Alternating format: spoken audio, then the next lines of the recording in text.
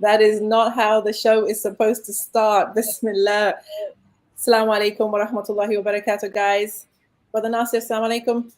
Walaikum salam. How are you? Welcome, everyone. Yes, alhamdulillah, blessed and grateful.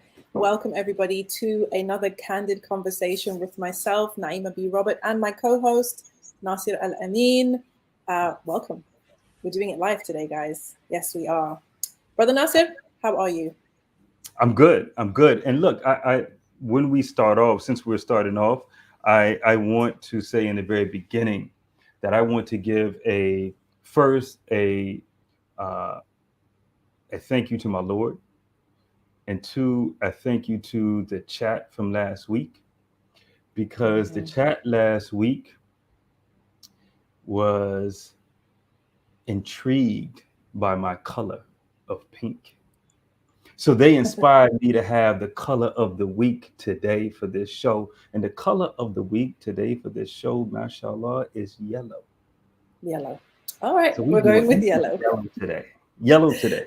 Okay, cool. So guys, let's play a game.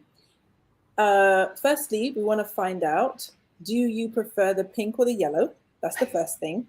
And what is the color that you nominate for next week? You get to choose. Maybe if there's enough of you that come up with the color that you want to see Mr. Dapper sporting next week, feel free to put it in the comments, and let's see what he surprises us with next week. Guys, just let us know, please, inshallah. How is our volume? Are we more or less the same? Is mine louder or quieter? Just let us know, inshallah, just so we can make sure you have the best experience. And because we're doing it live, alhamdulillah, we've got some people in the room. So a big salam to you all. Please do share this live, inshallah. Let's get more people on. We will be opening the lines later, so you'll be able to join us on here. And we've got some really, really good topics to go through. But before we do that, it's the housekeeping. It's the like, comment, and subscribe. Let us know if you're watching live. Let us know if you're watching on the replay. Like the video, give it a thumbs up, and subscribe to the channel so we can keep doing what we're doing, inshallah, if you are getting benefit from the videos, right? Alhamdulillah, so many of you have been watching the videos, and I just love your comments, mashallah. There's this so much thoughtfulness and growth that I see in my comment section, so I'm so grateful for that, alhamdulillah. So today we're going to chop it up. This is another episode of Candid Conversations, and we've got some juicy topics, mashallah. Brother Nasir, what do you think we start with Megan Wyatt's list of bare essentials for marriageable men? What do you reckon? Let's do it. Let's go with that. So guys, if you're on my channel, you know that this particular list sparked a lot of conversation on the channel. I think there were about 70 comments, if not more than that, of people either saying, yes, this is the bare minimum, or saying, what a joke. This is not what sisters are looking for. Okay, so brother, I think it's your first time seeing this list, but I'm going to read it out to everybody, inshallah, and give you the context of, where this was posted. So it says, the bare minimum husband-ready marital checklist. First, openly identifies as Muslim, prays 5 times a day, eats and drinks halal, lowers his gaze, plans for or is earning a halal income, treats all people respectfully, attends Jummah weekly, fasts in Ramadan, wants to raise a family on the deen, wants to involve your wali or family from the beginning. So the context of this is that it was posted by a colleague and friend of mine, Megan Wyatt, who has been working in the marriage and coaching space for a very long time. And the post this was the visual, but the post was saying that this is the bare minimum. Why are Muslim women being told that they're asking for too much when they ask for this? So she says, why are women being told that this is too much to expect? What is the evidence that there aren't enough practicing men to get married? Since when did the basics become a you're asking for too much list? Are the advisors making such comments suggesting that the majority of our men are no longer praying 5 times a day, skipping Jummah, drinking, etc.? And if this is their experience in their location, Why all the pressure on the women to lower their basic standards? Why aren't they telling the men, if you don't shape up, no good God-fearing woman is going to marry you. You'll be single because women want a man who prays, lowers his gaze, eats and drinks only halal, and earns a halal income. The old advice of shaping up a man is often given to women to her detriment when the focus is on being married versus a marriage based on values to build a family on. So that's the context. And I can say from my research, the sisters on Megan Wyatt's page were pretty much all in favor of this. There was pushback from some brothers, but we're going to get into that, inshallah. But first off, Brother Nasir, what do you think, firstly, of the checklist? And then what do you think of the comment that accompanied it? So,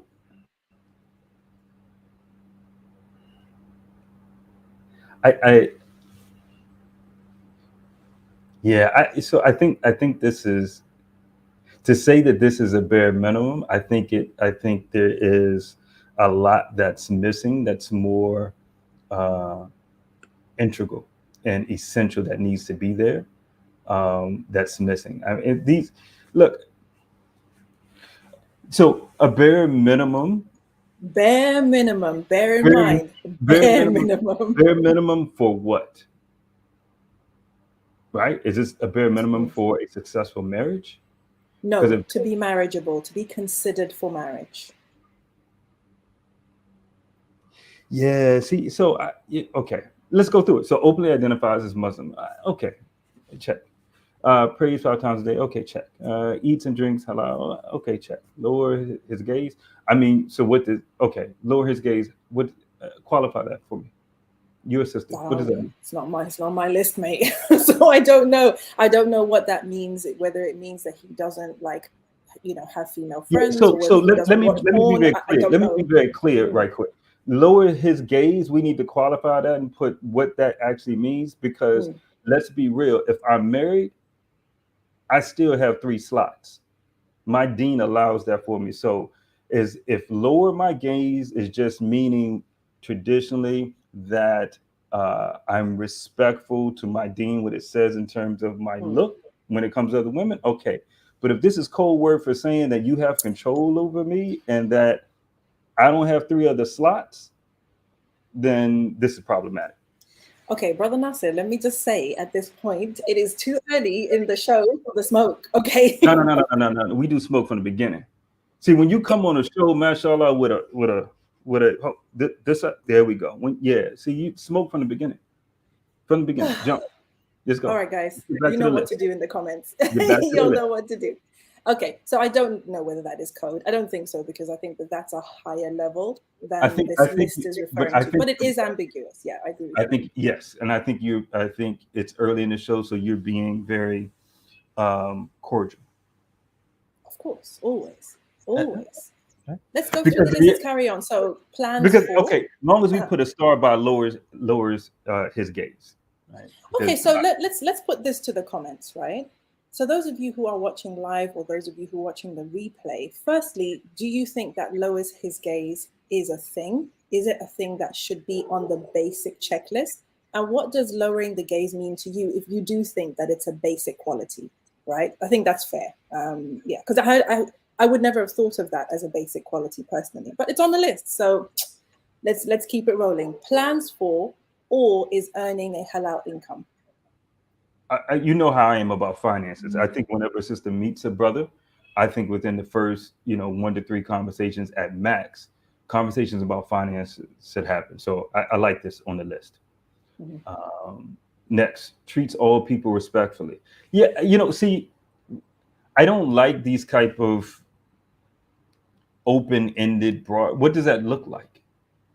I think it just means that he has manners, to be honest. He has manners, which is, subjective in its own way, but that's the list, right? That's the list. That works. Carry on. Attends Juma weekly. Okay, no problem. Fast in Ramadan. Again, given. Wants to raise a family on the deen. again, what does that look like? Right? What does that look like? So I think it's too broad. Wants to involve, or if I may say, maybe not broad, but it's subjective, because yeah, your idea of raising children on the deen versus my idea might be different, and it will differ based on people's own standards, right, of deen. But I think the idea is he wants to raise a family, and he does want a Muslim family at some point, right? So, yani, don't worry, the smoke is coming from the comments already, and I am going to read some of the comments that came on YouTube that were like rebuttals to this, so keep going. Wants to involve your wali family from the beginning. Okay. Yeah, right. See, let me tell you what my initial reaction to this is because this isn't getting to me the essentials. The essential is mindset and emotional regulation. That to me is what we get to. How does he handle his emotions? Because all of this stuff is nice. Look, I give you the perfect example, and we can get into this. The sister that sent me the message. Should I read it now? Would you like me to? Yeah. Sister sent me a message, and she said, "Assalamu alaikum. I hope you are well, brother. I wanted to ask your help.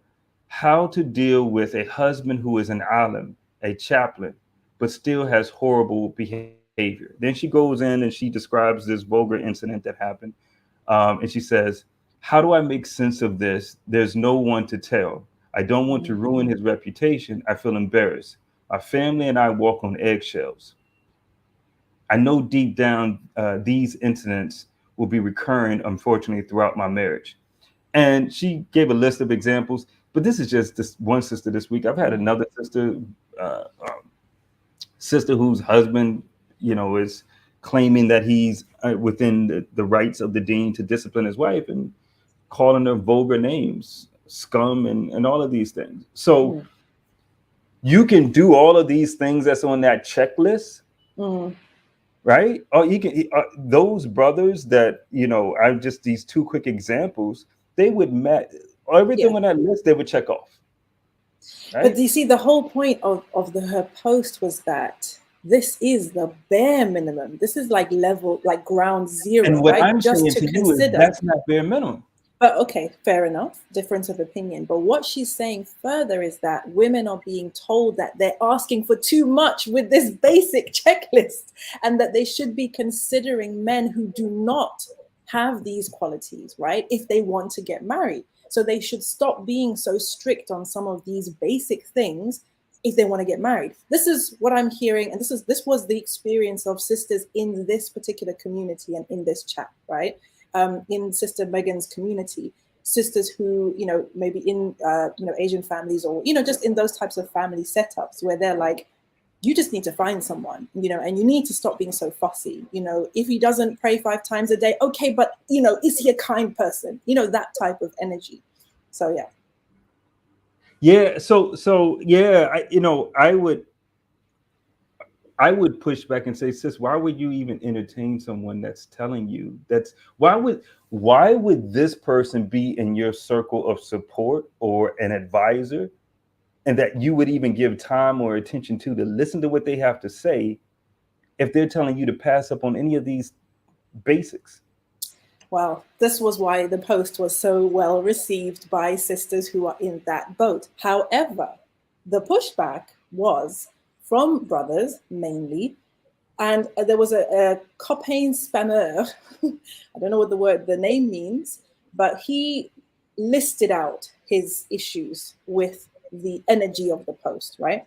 And a lot of people thanked him for taking the time to do it. So I will read it out because it was very, like 29 replies on his, and there's like over 150 comments on this particular post. So he says, "I am a brother, and this list is not the list that we are talking about when we say sisters need to lower their standards, right? Mm-hmm.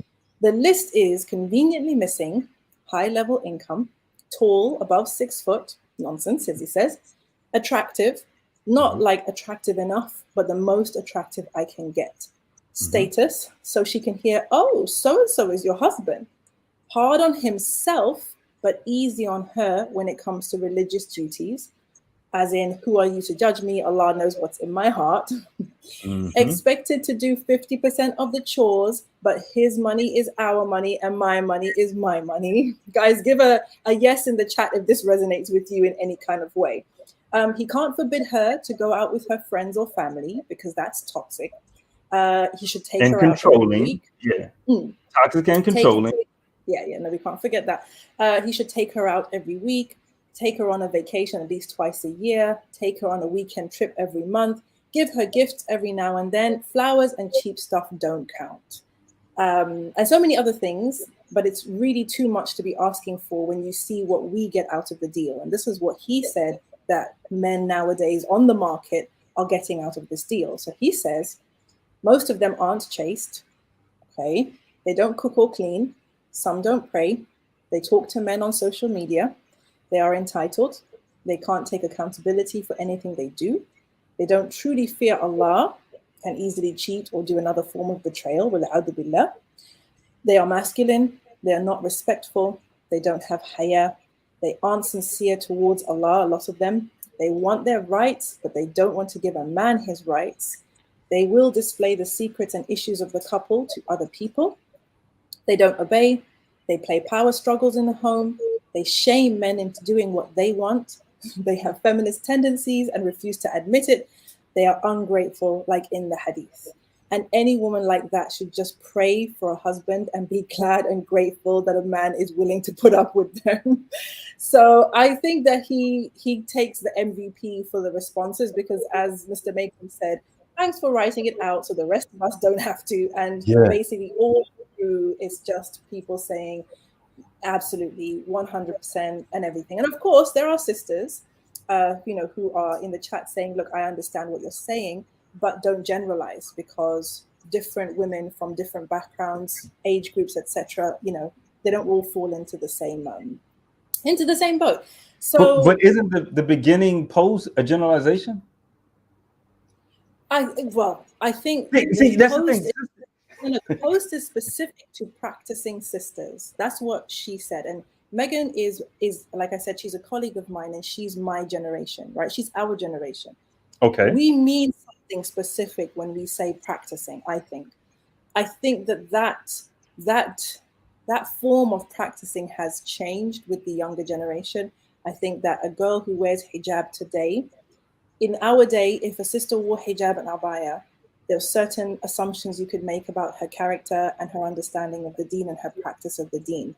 Nowadays, all bets are off. Anything could be the truth of the matter behind the hijab. So I think that a lot of the brothers are talking about the younger generation, but I could be wrong.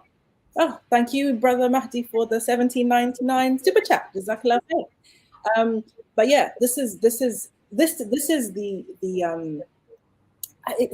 that clash, right? Because sisters were so grateful to hear their struggles, their particular struggles being articulated.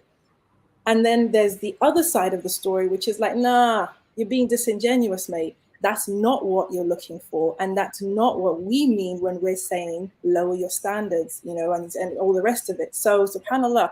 Anyway, you're coming into this fresh. So what are your thoughts and what do you think of this? I think I appreciate the brother who did the heavy lifting for me, because that's exactly what I hear from the brothers and in the groups that I'm in with other brothers. Right before I came on, I sent a link into one of the groups telling the brothers to come on.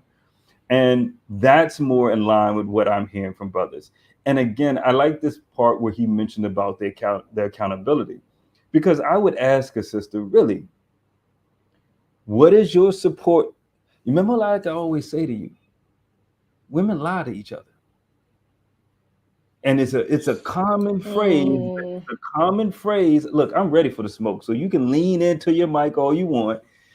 Women keep other women single. Now, I would question if the sister is saying that she has people in her support system that are telling her to lower her standards below what's on that list. You have to be accountable, sis, for listening to that type of woman. These are her family. These are families and aunties. Okay. These are aunties. And you don't have to listen to them. You don't have to give weight to them. You can, so respect, and this is an important point in terms of a side note. The dean says we have to be respectful to our family and elders. That doesn't mean that we have to listen to what they say. So I can sit in front of you and respectfully listen to you, active listening, but I don't have to then inform my decision making based off of the absurdity of what you have to say. That I have to be accountable for giving weight to what you say. So I think if we really want to be honest about this list, I think we need to come back to the sisters and ask them, why in the world, in this beautiful world, would you give any weight to a sister that's telling you that you need to just sacrifice some of these basics? That's accountability. Well, it's not landing. What's I'm not landing? so sorry. It's not landing. What, the accountability piece isn't landing? Yeah, because now it's like, okay, the problem is with you because you've got a toxic family. Okay, maybe there is something to be said about. And the thing is, I think, can we be fair and say that right now, what we're displaying is revert privilege, in the sense that as reverts, we are able to actively listen to our family members and do what we want to do regardless, right? No, I'm not agreeing with that. I'm not agreeing. I'm not agreeing with that, because I use that as I go through life, and we use that. Everyone uses that as we go through life. We engage with people, and then we make informed decisions on what's best for us, right? We give weight to what people say and what people do, right? Yeah. And so our dean does not demand that we give weight to the absurdity that our family members can say. It doesn't say that. Fair so enough. With that being said, if you have one auntie or two aunties that are telling you that, why are you listening to that? Why are you giving weight to that? See, that's the accountability piece. So instead of questioning self, I'm going to give weight to this and say, well, the brothers need to. And then the second thing because and I think that was part of the pushback, was that, and people mentioned it in the comments, right? That this reads like a, where have all the good men gone, right? Muslim men ain't, ain't whatever, right? Muslim men are trash. That was the, this lamenting that there's so many good sisters and so many terrible brothers, right? So many good sisters, and they can't find decent brothers because those brothers just not out there. And I think what the brothers were saying is, no. Those brothers are out there, but they're not the ones you want. Because you want the top 10%, the top 3%. You want the brothers that everyone wants, who's got not just this basics, way more than this basics. And he has the best of the dunya, he's got the best of the deen, and he ticks all your fancy boxes. And you have to also acknowledge that maybe you aren't attracted to the basics. Yeah. But just, can we pause for a moment? Because I noticed you're not, on the chats like you should be, because I see a chat here that said, I agree with Brother Nasir. We need to be accountable for who we listen to. It's in the chat. Oh, actually, no, I can do something clever. I can actually show this. Let's see, how's that? Oh, very nice. Jazakallahu khair, go there, eat. Jazakallahu khairan for that. Yes, Sister Aisha says she agrees with you as well. So there's that. And there we go. We got enough. We can close the show. Thank you so much for that as well. And the enfant terrible himself, Barakallahu feek. Thank you so much. Assalamu alaikum. All right. So, but okay, can we go back to that point though of accountability? Like, one, accountability of who you listen to amongst your circle, because it's just not aunties. Your girlfriends are saying that as well. Not yours, but girlfriends will be saying that as well. And two, accountability in terms of, are you okay with the bare minimum? Is that attractive to you? It's not. That's the thing. Let's be honest, ladies. Yeah, like this is an issue, and I've said this before, and I'll say it again. Is that it's the whole average at best conversation, right? At the end of the day, for us as sisters, we think our sisters are amazing. We do. We think they are amazing, they're beautiful, they're so kind, they're so sweet, they're so clever, they're so intelligent, they're just such amazing people, right? Especially if they've kind of achieved stuff, and we just think they're amazing. So our perception of each other is that, sis, you deserve someone who's going to X, Y, Z. Don't settle for anyone who's not going to A, B, C, right? And sisters have, I think certainly women in general, but sisters as well, have high hopes, right, for themselves and their families, right? They want the best experience, they want the best marriage, they want the best family, they want to have the best kids and all of that. There's a lot of kind of up leveling or wanting to up level. So an average guy who is content where he is, he doesn't fulfill her need to up level. Obviously, it's the hypergamy, right? So this is what you're struggling with. And it's only, I think, when you get to that point where you realize that you don't qualify for that high level guy that you've been hoping for whatever reason, whether it's age, you've aged out, or whatever the case may be. And I don't want people to get triggered about this. I remember when I did an interview with Brother Mahdi, and he went in on that point about, you don't qualify, and sisters lost their minds, right? But if we are frank and honest with ourselves, everybody has their own list, right? For some people, you will be the ideal, and for some, you just won't, and that's a reality of life. Just as a brother will come to you for certain reasons, he is ideal for you, and another brother will come and for other reasons, he's just not ideal for you. Same for you. No matter how wonderful you are, no matter what a great daughter or great cook or fantastic workmate or whatever, there will be reasons why for A, B, C man, you're not ideal, right? And there will be reasons why for a certain man or a certain caliber of man, you can't even make it in the door for whatever reason, right? It's only when it's hard, but when you come to terms with the fact that maybe I don't deserve what I always thought I deserved, maybe that window has closed, and maybe there is something else I should be looking for. Maybe my standards need to shift so that I can get my outcome. Because if I keep holding on to what I've been holding on to for the past 15, 20 years, I may just not at all. I may not get it at all. I don't know. What do you guys think? Yeah, another thing is, how often have you heard, because I know I went live last week on IG, and one of the sisters was asking me a question, what do you do when your husband is, she listed out a number of problematic things. And she said she was asking for a friend. And, and I immediately said to her, listen to what you're saying.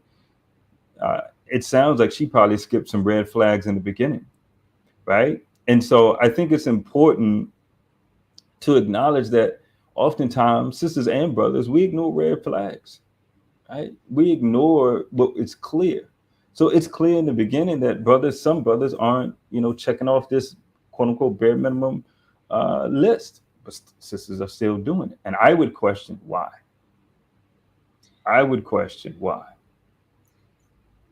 Okay, this is not landing for me, because if we're saying that sisters, women, people in general need to lower their standards or have more realistic standards, but forget about this list, okay? We're not talking about the list anymore, guys. Okay, we've come to the conclusion that this is the bare minimum. It's okay. It's a good bare minimum. It's fine. We're not talking about this list. We're talking about the imaginary list, right? The one that is based on your dreams and your visions and your hopes, okay? So what I've heard a lot is people saying, I lowered my standards to date or marry someone of a lower class than me, someone I wasn't attracted to, someone who didn't earn as much as I did, someone shorter than me, someone bigger than me, whatever the case may be. I realized that maybe my standard wasn't helping. I lowered my standard and it didn't work. I should never have lowered my standard from the beginning, and I'm not going to do that again. And if you notice how the language of sisters who've been married before, in general, women who've been married before, changes, it is that I did that before, right? I made excuses before. I overlooked things before in the name of accepting an average guy or accepting an average deal or whatever. And it came back to bite me, in the backside. And I'm not going to do that again. And that's why you have that phenomenon of women as they get older actually having more conditions, higher standards, and being pickier as they get older, which of course is very is very is very diplomatic. So I mean, it's very problematic, right? So what if we're saying that red flags are there from the beginning, I don't know. Who are you listening what I'm to? saying. Again, we come back to the same thing. Who are you listening to? Who told you to lower your standards in that way? And why did you listen? Accountability. No, because we are saying that sisters need to be more realistic. That's a conversation we are. No. Okay, actually, okay. So this is my point. I think so. This is this has become a very broad, generalized conversation. So I think we need to be particular about what are we saying in terms of lowering the standards. So, sis, if the first time, your first marriage, you lowering your standards was a brother that occasionally prays when people come over for dinner, he goes out to smoke shisha after he gets off work, he barely spends time with his own family, he's always out in the streets with his friends. If that's what was lowering your standards, sis, you didn't have standards. So to then come back after that finally plays out and you get a divorce and then you create these high standards and say, I'm not going to lower my standards, and you have in there things that you didn't have in the beginning,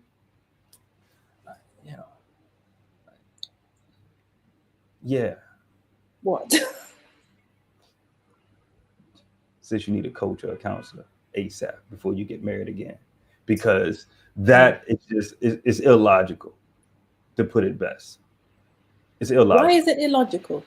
Because the reality is this: you did not have to marry him from the beginning, and that's a clear indication of you did not have standards, right. and potentially a clear indication that it was a fear-based decision, possibly, or an emotionally based decision. So that's another thing. Let's not say I lowered my standards in the beginning. Let's just say I was in love in the very beginning. And then that led me to not really look at the red flags that were there. Let's be honest. Again, we come back to sisters and accountability. Let's really be honest about what it was. You got caught up in emotions. Yeah, I really like that we've come to that part of the discussion, because I think one of the things that is such a ni'mah, really, from Allah subhanahu wa ta'ala in this deen is that marriages are not made on a bed of feelings, right? Marriage is not made on a bed of lust, of infatuation, of feelings, of falling in love, and all of that stuff, right?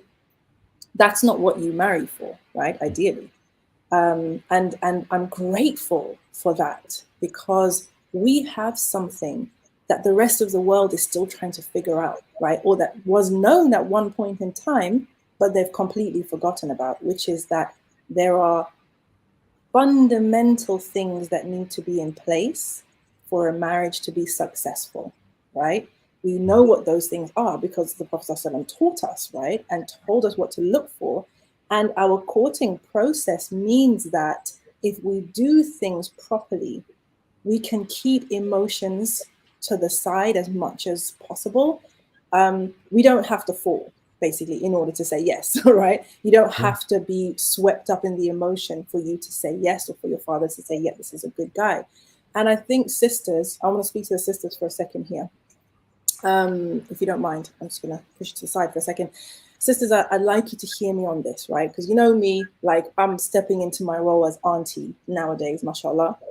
So I want to say this. What I tell my daughters is what I want to say to you, which is try as much as you can to cleanse your mind and your thinking from what you picked up in the movies and in the songs, right?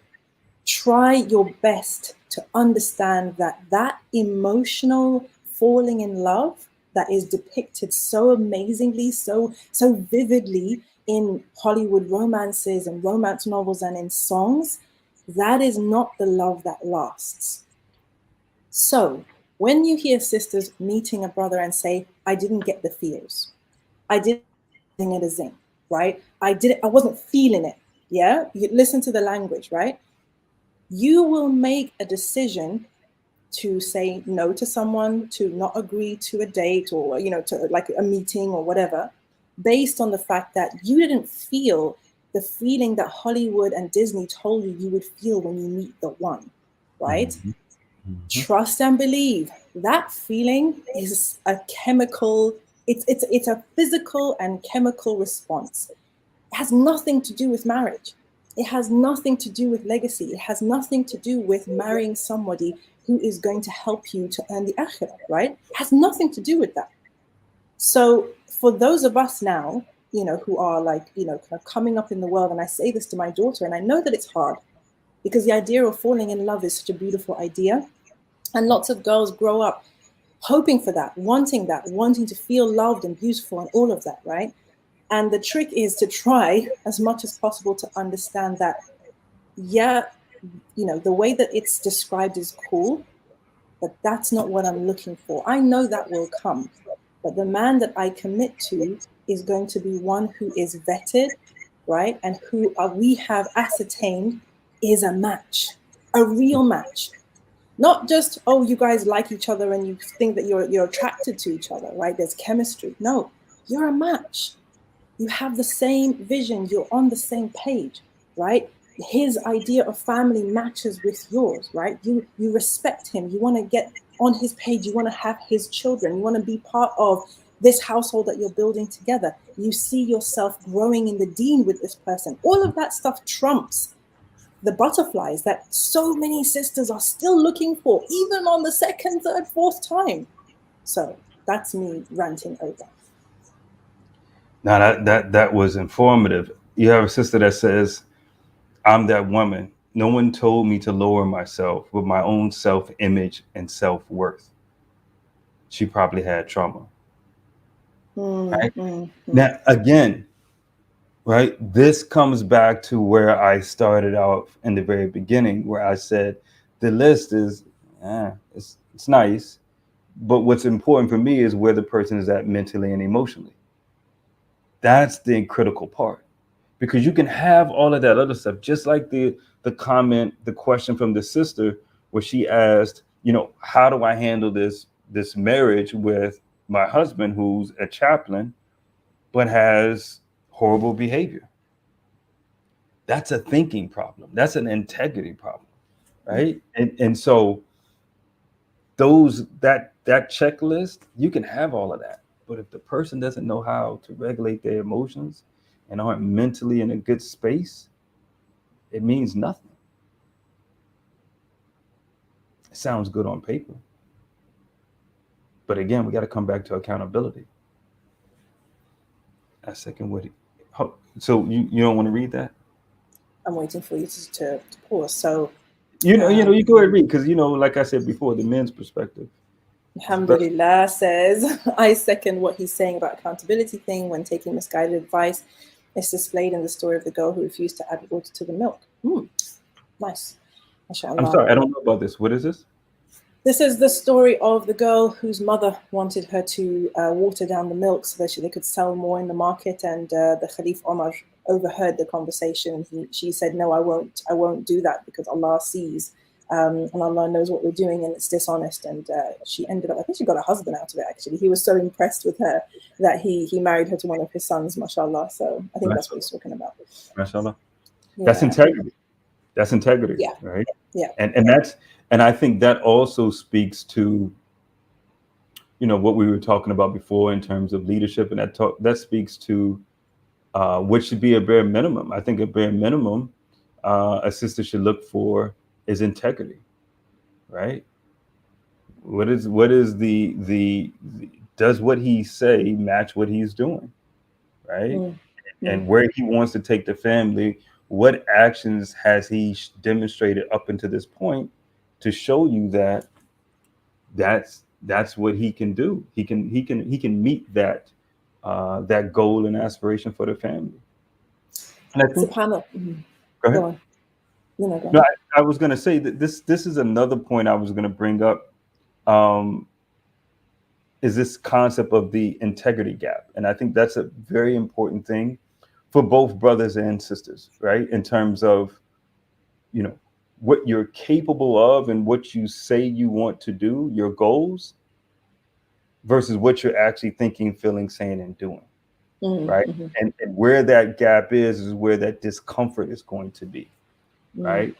And that discomfort, that friction is what you need to address. And the way you address that is by understanding what is that thinking process, what is that narrative that you're telling yourself. That is often the blind spot that leads you away or immobilizes you from moving towards what your goals are. So if you have a certain family goal, you have to question, is there a discrepancy between what you think, feel, say, and do and the goal attainment? And that gap needs to be addressed. And that, when we talked before about leadership, a man leading, remember I said that a man needs to be able to lead himself. And one of the ways you do that is understanding that you need to have integrity and closing that gap between what you think, feel, say, and do and what you say your goal is, right? Because again, there's going to be discomfort in between that, right? There's going to be discomfort towards goal attainment anyway. But what you don't want is that friction, that discomfort that comes with being immobilized and not moving towards the goal, right? And that's where you see that lack of integrity or that integrity gap. And that has to be addressed. And again, come back to where I started, knowing how to understand your thinking and how to regulate your emotions, because it's often our thinking that gets in the way. Hence what the sister said in that comment, that no one told her to lower her standards. It was her own self-image, right? Her own self-image is really just her own thinking, her own narrative that she says about herself, right? And when that is faulty, you then get in a space where you overlook the clear red flags, you quote unquote lower standards that really you don't even have. But again, that's accountability, right? What do you think? Yeah, I think we're probably, while we're having these kind of conversations, are going to talk about the thinking, feeling, connection, and emotions a lot. But we had Mark today to talk about leadership and taking ownership, right, which is linked to accountability. And let's have a conversation about. I had asked you, what does it mean for a man to lead his family specifically, right? What does that mean? What does it look like? What does it feel like, right? Because I think that as women, we can make a lot of assumptions about what it looks like, what it feels like, what it's like to be in that position. Some of us will have ideas on it. Some of us have opinions on it. But I'd like to hear from you, and hopefully from the comments as well. What does it mean to you as a Muslim man to be a leader? Yeah, it means to be in alignment with the divine mandate to provide and protect, right? And to be a steward over my family, right? That's what it means. And to do that with integrity towards my deen. That's what it means. And showing up like that on a moment to moment basis, right? And that's a lot of pressure. I think that's a lot of pressure that often sisters overlook. They just see the responsibility. No, we don't see the responsibility. We see the control, actually. Yeah, sorry, exactly. They see the control and the freedom. The control and the Yeah. freedom. That's how it's seen, I think, from the other side in today's world. Yeah, exactly. You're absolutely right. And they don't see the weight behind having the final say, right? And that's a heavy weight because, like I said, It's about being in alignment with that divine mandate. And that's not a mandate from your family. It's a mandate from your Lord. So that's a heavy weight. And I think sisters awfully don't recognize that. Right. So for me, that's what it is. That's what it means to lead. But again, one of the things that I mentioned before is, the way in which you do that, one of the many ways in which you do that is being able to lead yourself, right? Because you have to set the example for your family. Right? Trying to get your family to follow when they see that there's a lack of integrity between what you say and what you do, it's not authentic, right? It's not a best practice. Right? You need to lead by example. And that's where I think, and that's why I mentioned earlier about this integrity gap. You need to always be looking at where is there a gap between what I'm saying and what I'm doing. Right? That's leadership. That's putting the divine mandate into practice. Sounds like accountability as well. Self-accountability. Yeah. Taking yourself to account before you are taken to account. Yeah, exactly. And that's what it is. When you look for the integrity gap in yourself, you're taking stock, you're taking accountability, right? You're looking for that place where you are actualizing your fallibility. And this is an important point, going back to the motto. The motto says, CBT says that we're all fallible human beings, right? And so that's not something to upset yourself over. That's something for you to accept. And then look for the spaces in which your fallibility is expressing itself, right? And that's also for your spouse to do, to understand that your spouse is going to be a fallible human being. So having a certain tolerance level for that fallibility. I think that should also be the conversation around standards, right? I have a certain standard in that I can tolerate A, B, and C. But D and F, I can't tolerate. I choose not to tolerate that. I could, but I don't want to. Right? But again, this comes back to mental and emotional health. Where are you at with regulating your emotions? So I can accept the behavior, but I can also choose that I don't want to tolerate it. I accept the reality that has happened, that this is how you are. This is how your fallibility expresses itself. And I can either choose, because I believe the relationship, the marriage is worth it, to tolerate this behavior, or because I believe that this relationship, this marriage is no longer worthy of my time and energy and attention, that I'm no longer going to tolerate this behavior as you try to change. Right? That's accountability on self. Yeah. And that's not having a false reality about who my spouse has to be. My spouse is a fallible human being and is going to express that fallibility. And just a last point of that, we know that from a religious standpoint, we all know that we're fallible. Allah created this way. He gave us the means for when we fall short, what we are supposed to do.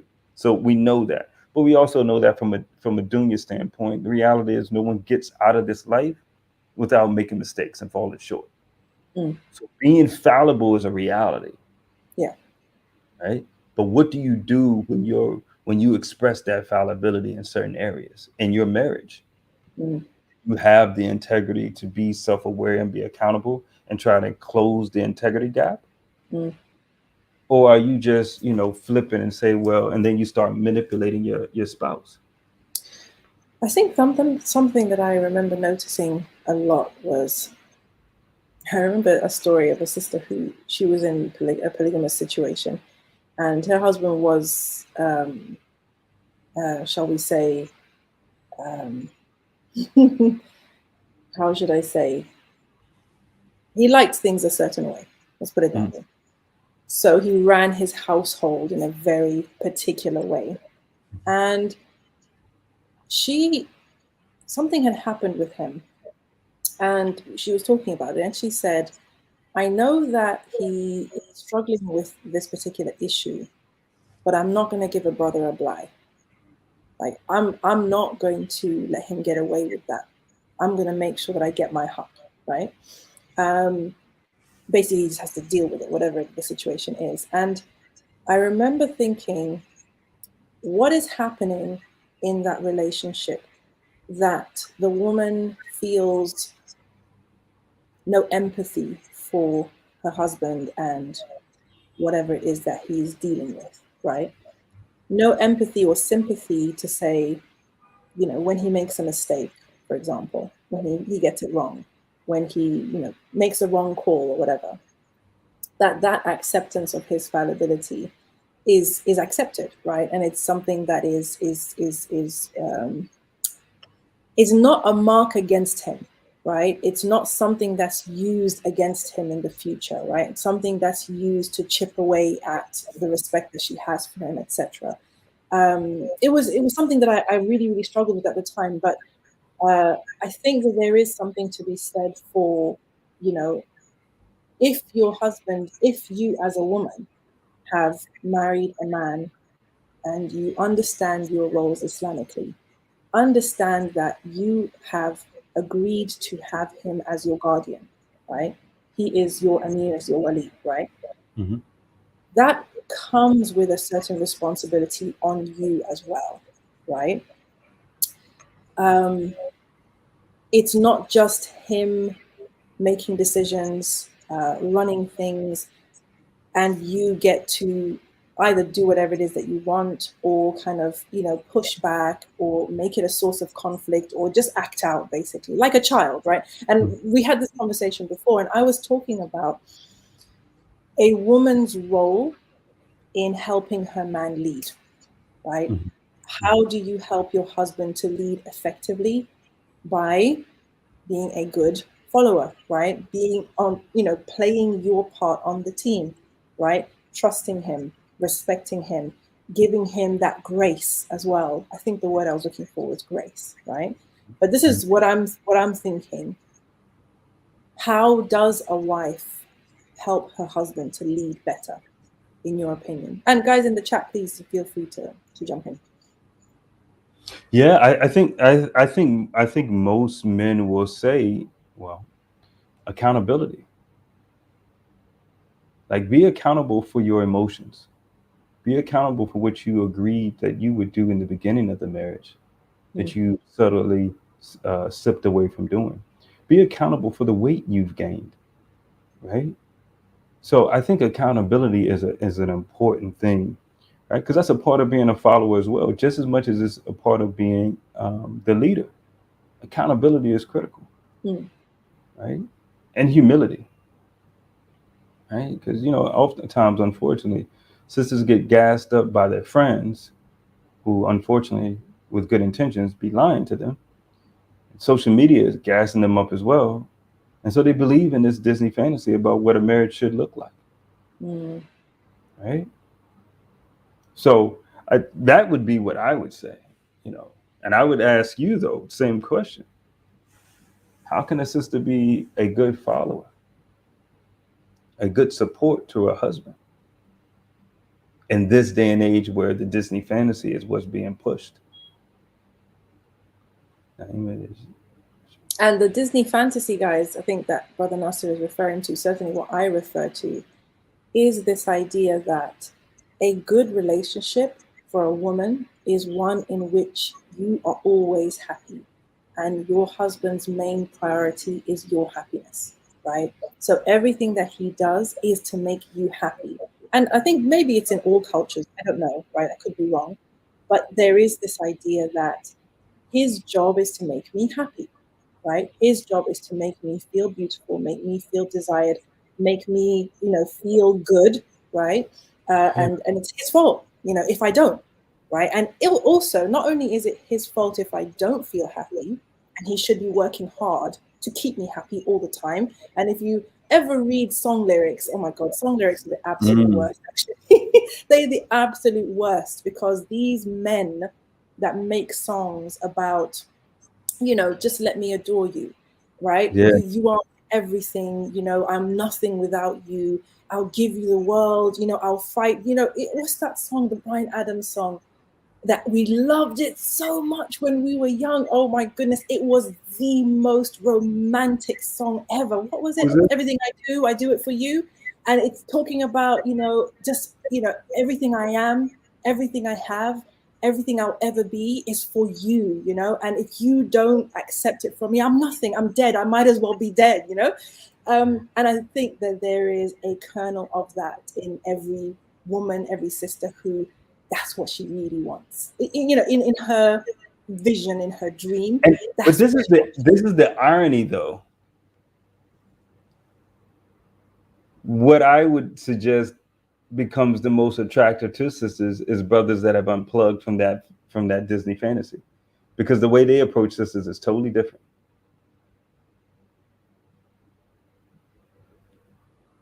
It's still not the dream, though. So even though she could be drawn to a very masculine man, and that's the fitra, right? That's her fitra talking, where, you know, a man who is on his square, who is, you know, kind of, yeah, he's in his masculine energy. Fitra wise, it is attractive to her. Fitra wise, she wants to submit to that. She wants to be part of that. But it's still not the dream, though, bro. Like, it's not the dream. So if she's unplugged from the dream, she can be perfectly happy, and mashallah, things can flow. But if she still holds on to the dream, no, I even get you. though, you know what I mean? Like, I get you, because that's going to be the aspiration. How can she get that masculine man to fit into the box of the dream? And the tension is he ain't going no. he ain't going to if he didn't unplug. Yeah, no, that's not going to happen. But, you know, having said that, and I always say this, and I think it's always worthwhile us remembering that in the Prophet ﷺ, we have this example, this beautiful example of a man who was all of the things, right? He had the balance of everything. So it's funny when we talk about blue pill, red pill, you know, masculine, beta, alpha, and all of this stuff. When we see how the Prophet ﷺ comported himself with not just his wives and his children, but everyone, he had the emotional intelligence to know exactly what the person needed. If they needed it harsh, he gave it to them harsh.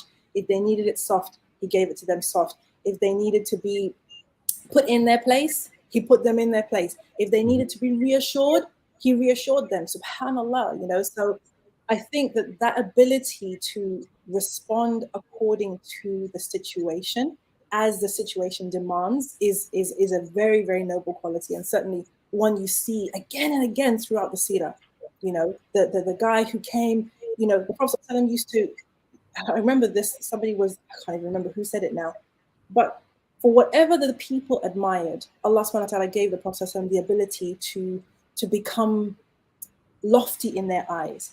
So for people who were kind of warrior-like and warlike and physically very tough, he was given that strength, right? He could wrestle, he could fight, he could do all of that. So he got those people's respect. And then there were the people who, you know, the people who came and he taught them through his actions that it's okay to kiss children, you know, to be kind and to be soft and to be gentle. Anyway, I don't want to go on too much of a tangent, but leadership. That's a good tangent, though, because I think that fits specifically into what we're talking about. Because I would suggest, and I think you would agree, that we've been given a Disney fantasy sometimes in terms of the description of our Prophet. It's this one image of him being this passive man that is given to his wives whatever they want, and that they were always happy with him, and he was always this and this and this and this. No. And that isn't always the case. And it fits exactly what you said. He gave people what they needed for that particular moment that they were in. And unfortunately, we do a disservice to our sisters when we try to create this carved out, utopic, emotion-based view of him, right? And I think that's very problematic. And a simple example is when it comes to him taking wives. Mm. He wasn't going home asking for permission. True. He wasn't sending notice. Yeah. He wasn't asking, what do you think? Mm. Am I wrong? No, it's true. I said, yeah. Right. So we have to, I think we have to be mindful of what the image of the beloved is. I wanted to mention this one comment that I saw and pose that to you. The sister said, what does respect in a man look like? So as a woman, there you go. That's the question. The mic is yours. The mic is mine? I think the question was for you, actually.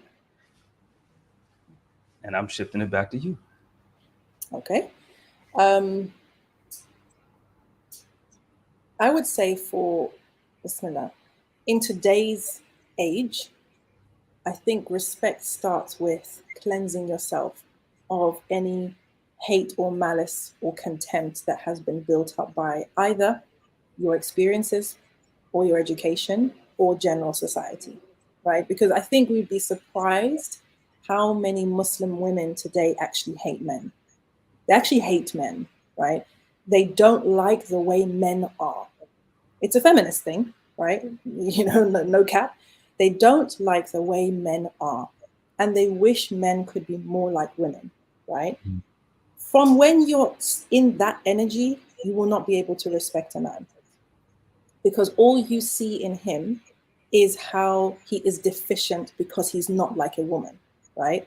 He's not in his emotions. He's not communicative. He doesn't like the same things as you do. He's not kind of, you know, broad or whatever it is that you are seeing, that you're comparing to what your image of a man who is really a woman, but who looks like a man, right? But has women's sensibilities, has feminist ideas, you know, progressive ideas, you know, sees you as an equal, right? Wants to be your best friend. That's a woman, bro. That's your girlfriend. Okay, that's your girlfriend.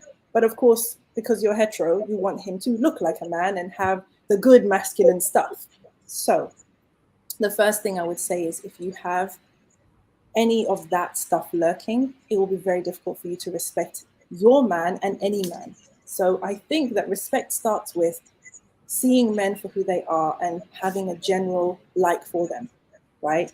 Not wanting to change them, not feeling that they need to be fixed, that they need to change, that they need to fit you or suit you, right? So that's the first thing. And then from that comes I want to say, there's an energy, right, that comes with it. It's not combative, right? It's not combative. It's easier for me to say what disrespect looks like than respect, but I think the respect is that you listen. Mm-hmm. You're okay with listening. You're okay with speaking in a respectful tone, right? You're not trying to fight him. You're not trying to prove something to him, right? Whoever this man is. There isn't this sense that you and I are rivals and I need to prove to you that I am not the one and all of that kind of energy, right? Because that is disrespectful.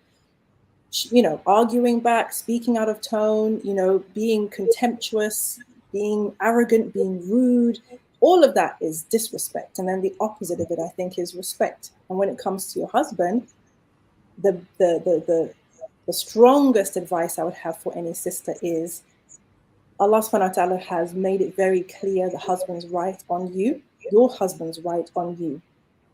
Just as he has a right on you, he has a responsibility for you, right? Mm-hmm. So if indeed the woman came to the Prophet ﷺ, she said, I do all these things. And he said to her, how are you with your husband? And she said, you know, I do all of the things. And he said, alhamdulillah, because that is your woman prays her 5, etc. She obeys her husband, you know, she goes into Jannah. So that is something that is part of your deen. It's part of your iman. It's part of the shakhsiyah. It's part of your good character.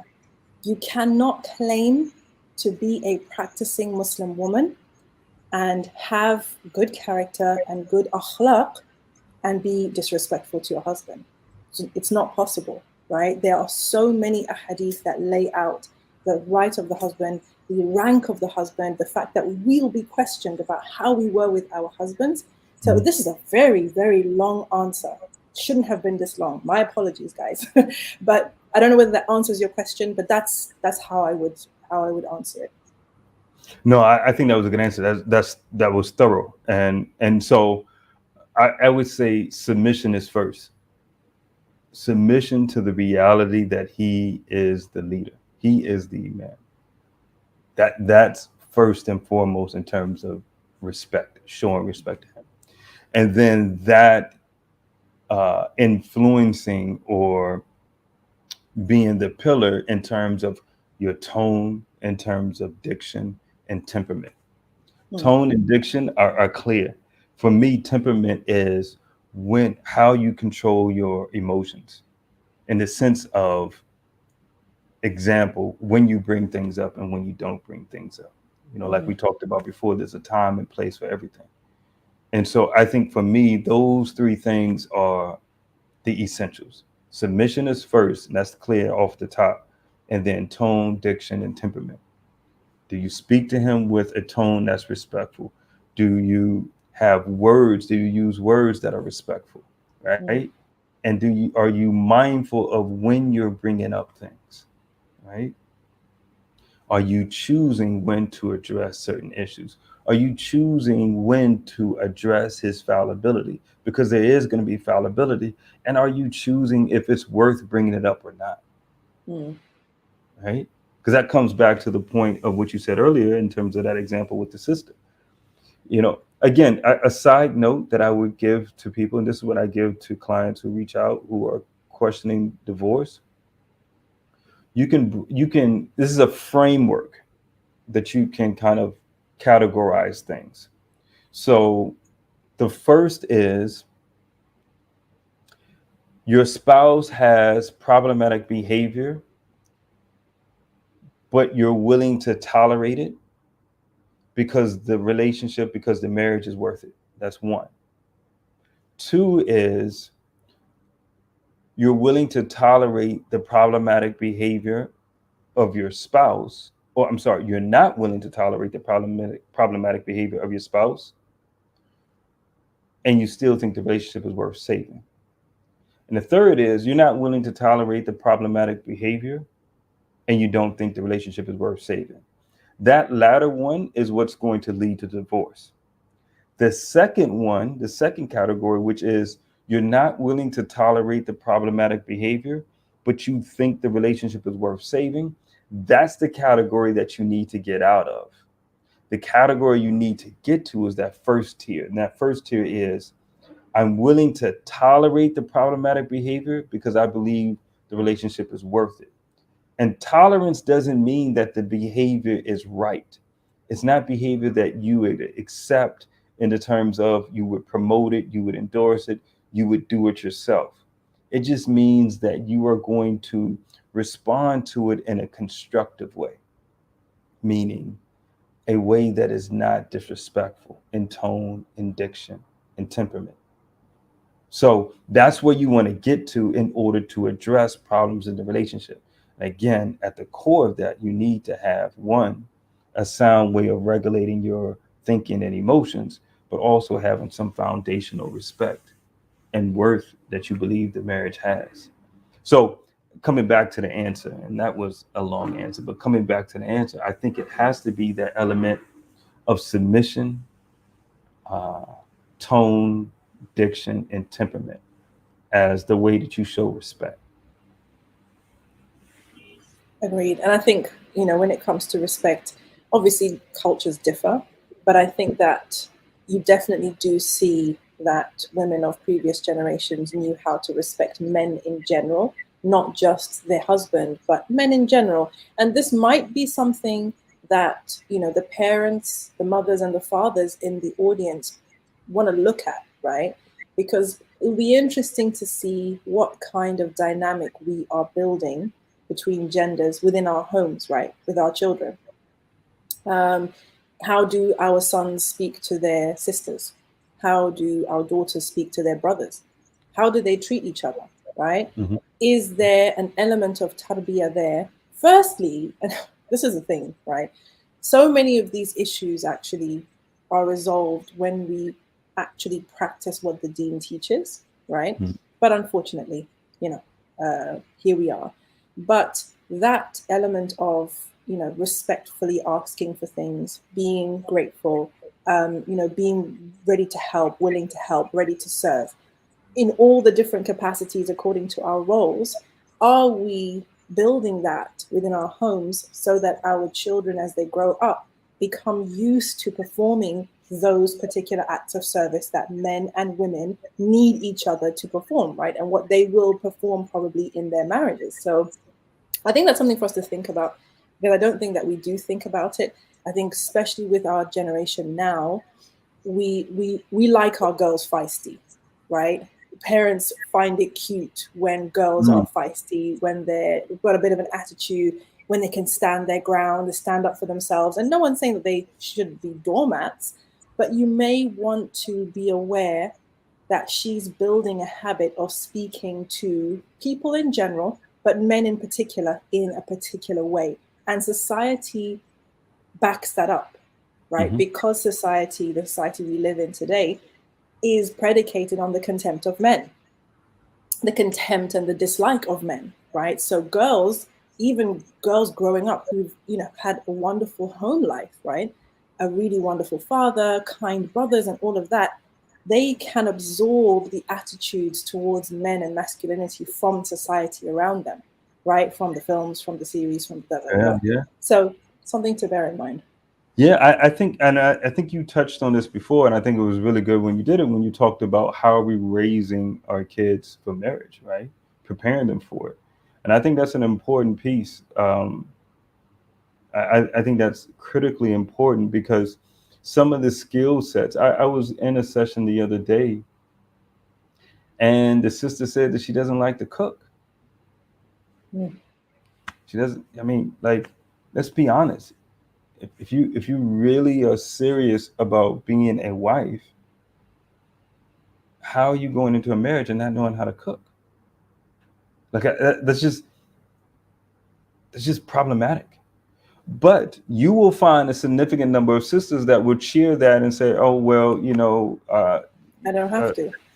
Yeah, she doesn't have to, and if he wants to cook, he should get a maid or a nanny to come in, and it's not a part of the deen. Yeah. I think I had this conversation with Muhammad Hijab last year. Hence why brothers are going abroad.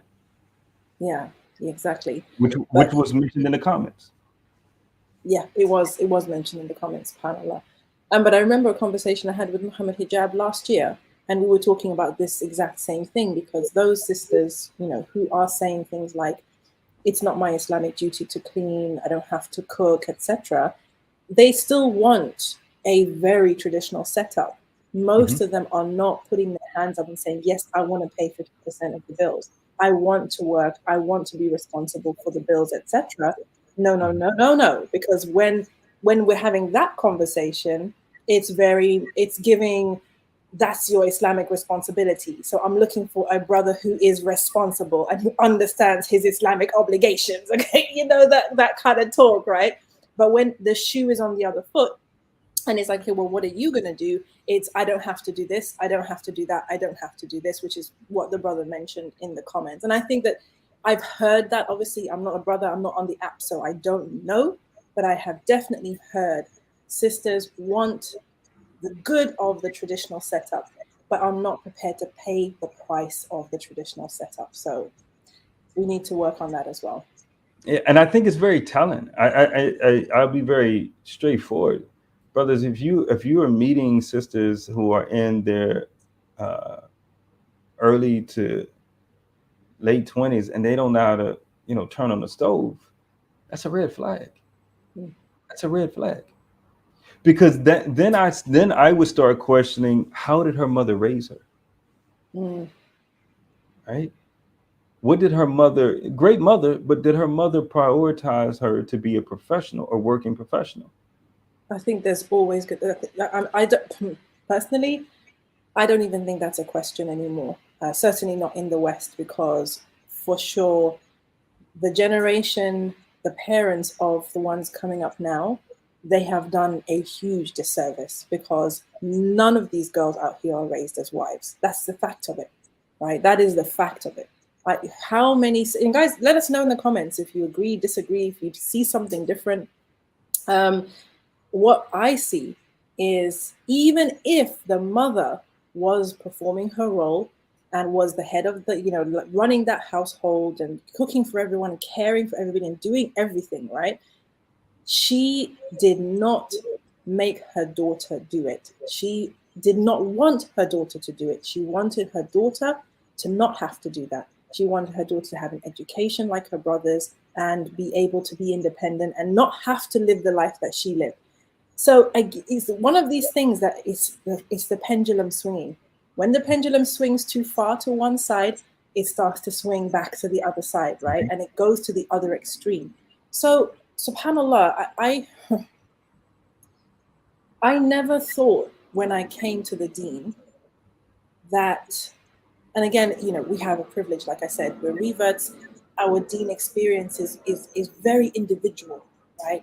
Most of us didn't get into a context, a cultural Muslim context that has its own established norms, its established rules, and you just basically have to follow those rules.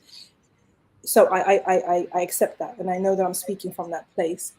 But not everything that the people from the past, especially last few generations, not everything that they did was toxic. Not everything they did was bad. Not everything they did needs to be thrown out, because that's what's happening now. You see this generation just throwing the baby out with the bathwater. So the mother doesn't want her daughter to become a slave like her. And so she doesn't teach her how to cook. And along with not teaching her how to cook and teaching her the skills of homemaking, she's also passed on her own disdain for cooking and homemaking, right? And her own shame around her role. And if we are going to this next generation, so my daughter's 13, inshallah, if this next generation stands a chance, it is because our generation realizes that, hold on a minute, I have to be intentional about this. I need to demonstrate to my children how proud I am of the role I play in this household.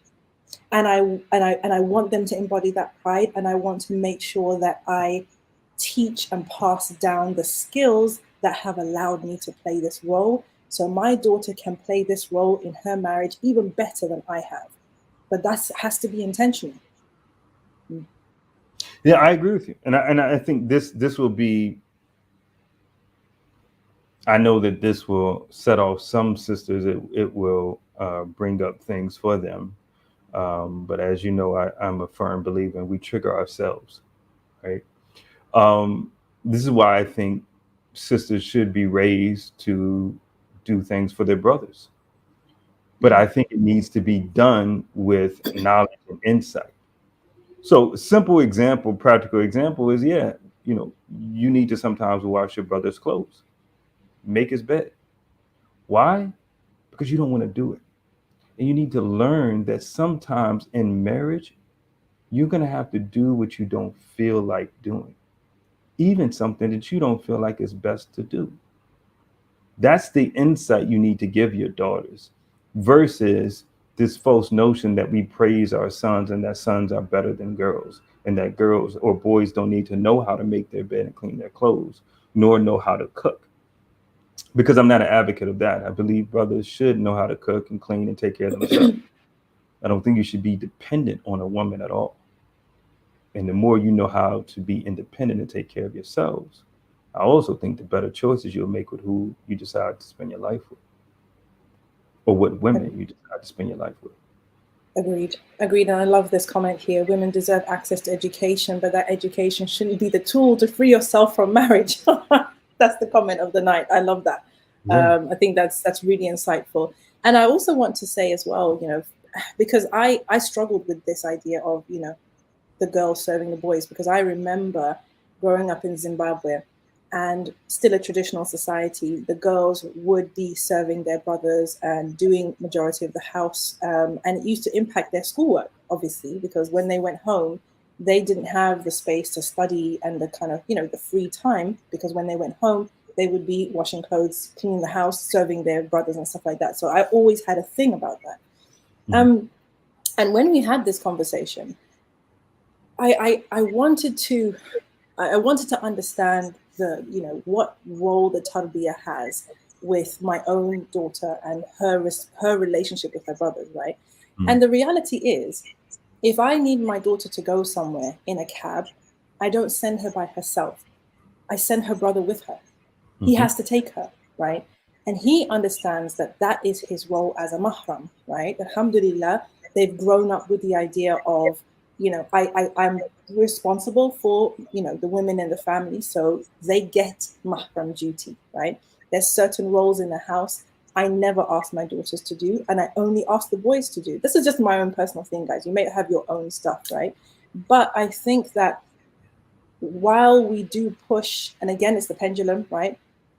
We need to just keep a balance, guys, right? And not allow the pendulum to swing all the way the other way. So if your sons do service in the house and serve their sisters in their way, whether it's accompanying them here, going and picking them up from there, when my girls used to play outside and somebody used to like give them a hard time, they used to come home, tell their brothers, and their brothers would be putting their shoes on and saying, who is he? Who is he? What happened? What happened? And they're ready to go out there and to defend their sisters. That is part of their role. So why is it demeaning or embarrassing or humiliating for you to make your brother a plate, for you to take him a drink while he's studying? So that's the way I got through it. I'm really happy to hear what you guys think of that. Yeah, and that what I like about that is that's insightful. That's being intentional about raising children. And that's, I think, something that I find is problematic with some of the parents that I work with, right? Who reach out to me for private work, private consultations, is that they're not intentional about the parenting. They just default to what is cultural. And I think that's what a lot of sisters have issues with, if they really are meticulous about what the issue is. It's the cultural issue, not the deen. Right? They deny the domestic duties as a way to protect their egos. It's not a skill issue. I agree. And it's a skill set that modern women do not care to develop. They don't care to develop that because they're better than that. We are better than that. We're educated, we're intelligent, we're accomplished, we're talented. What do you mean cook and clean? What do you mean clean the toilet? Like, why should I do that? So Yani, there's a lot of unlearning that needs to happen, subhanAllah. So, and I think that's really telling, that brothers, like I really see a significant, consistent conversation of brothers planning to go abroad. Like it's and I see it with various age groups, from young brothers to older brothers. And I wonder sometimes, do sisters know that? Do they really see, like, this is not a one or two brothers talking about going abroad. This is a significant number of brothers. The thing is, I think that women in general in society are very adept at blaming men. So all that will be said is, those are the brothers that couldn't match the sister's energy. Those are the brothers that couldn't get a sister in the West. They couldn't get a sister to control. That's why they had to go back home and get a village girl who doesn't know anything and is not going to challenge them, and all of that stuff. That's basically the pushback that comes. So yeah, it's the brothers. The brothers need to up level. Yeah. So just a side note, we'll deal with the profile next time. But for sisters who are interested, I do have a brother who's early 30s, 3 degrees, accomplished academically and professionally, based in the UK, but will be able to be working online, high earner. And if you're looking to get married and you're 28 and under, never married, then you need to send me a DM. This is a new brother. This is a new profile. This is a new profile, right? Yeah. I have a couple of brothers, but this brother in particular, I also know from a personal state as well. Spend some time with him. So, sisters, if you're looking, you need to find yourself your way to my Instagram and DM me if you're interested in that app.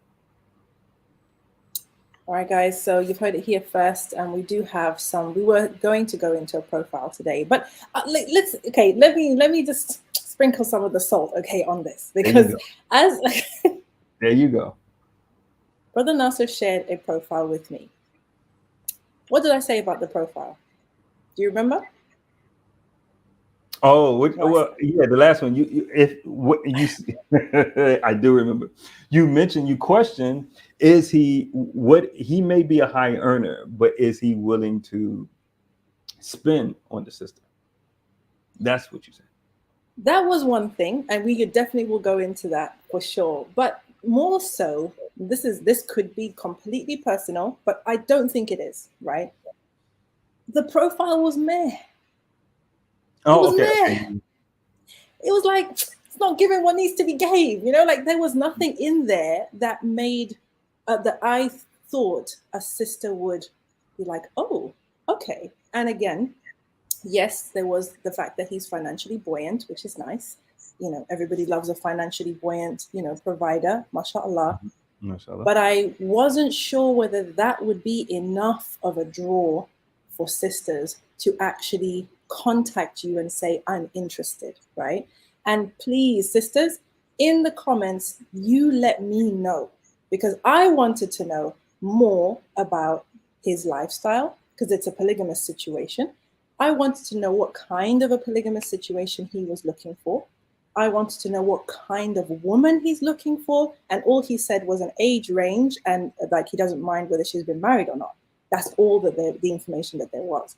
And I thought, if you want sisters to feel like, okay, this is a good opportunity, and B, I might fit the profile, we need a bit more information about what he's actually looking for, So that was the other thing that I said.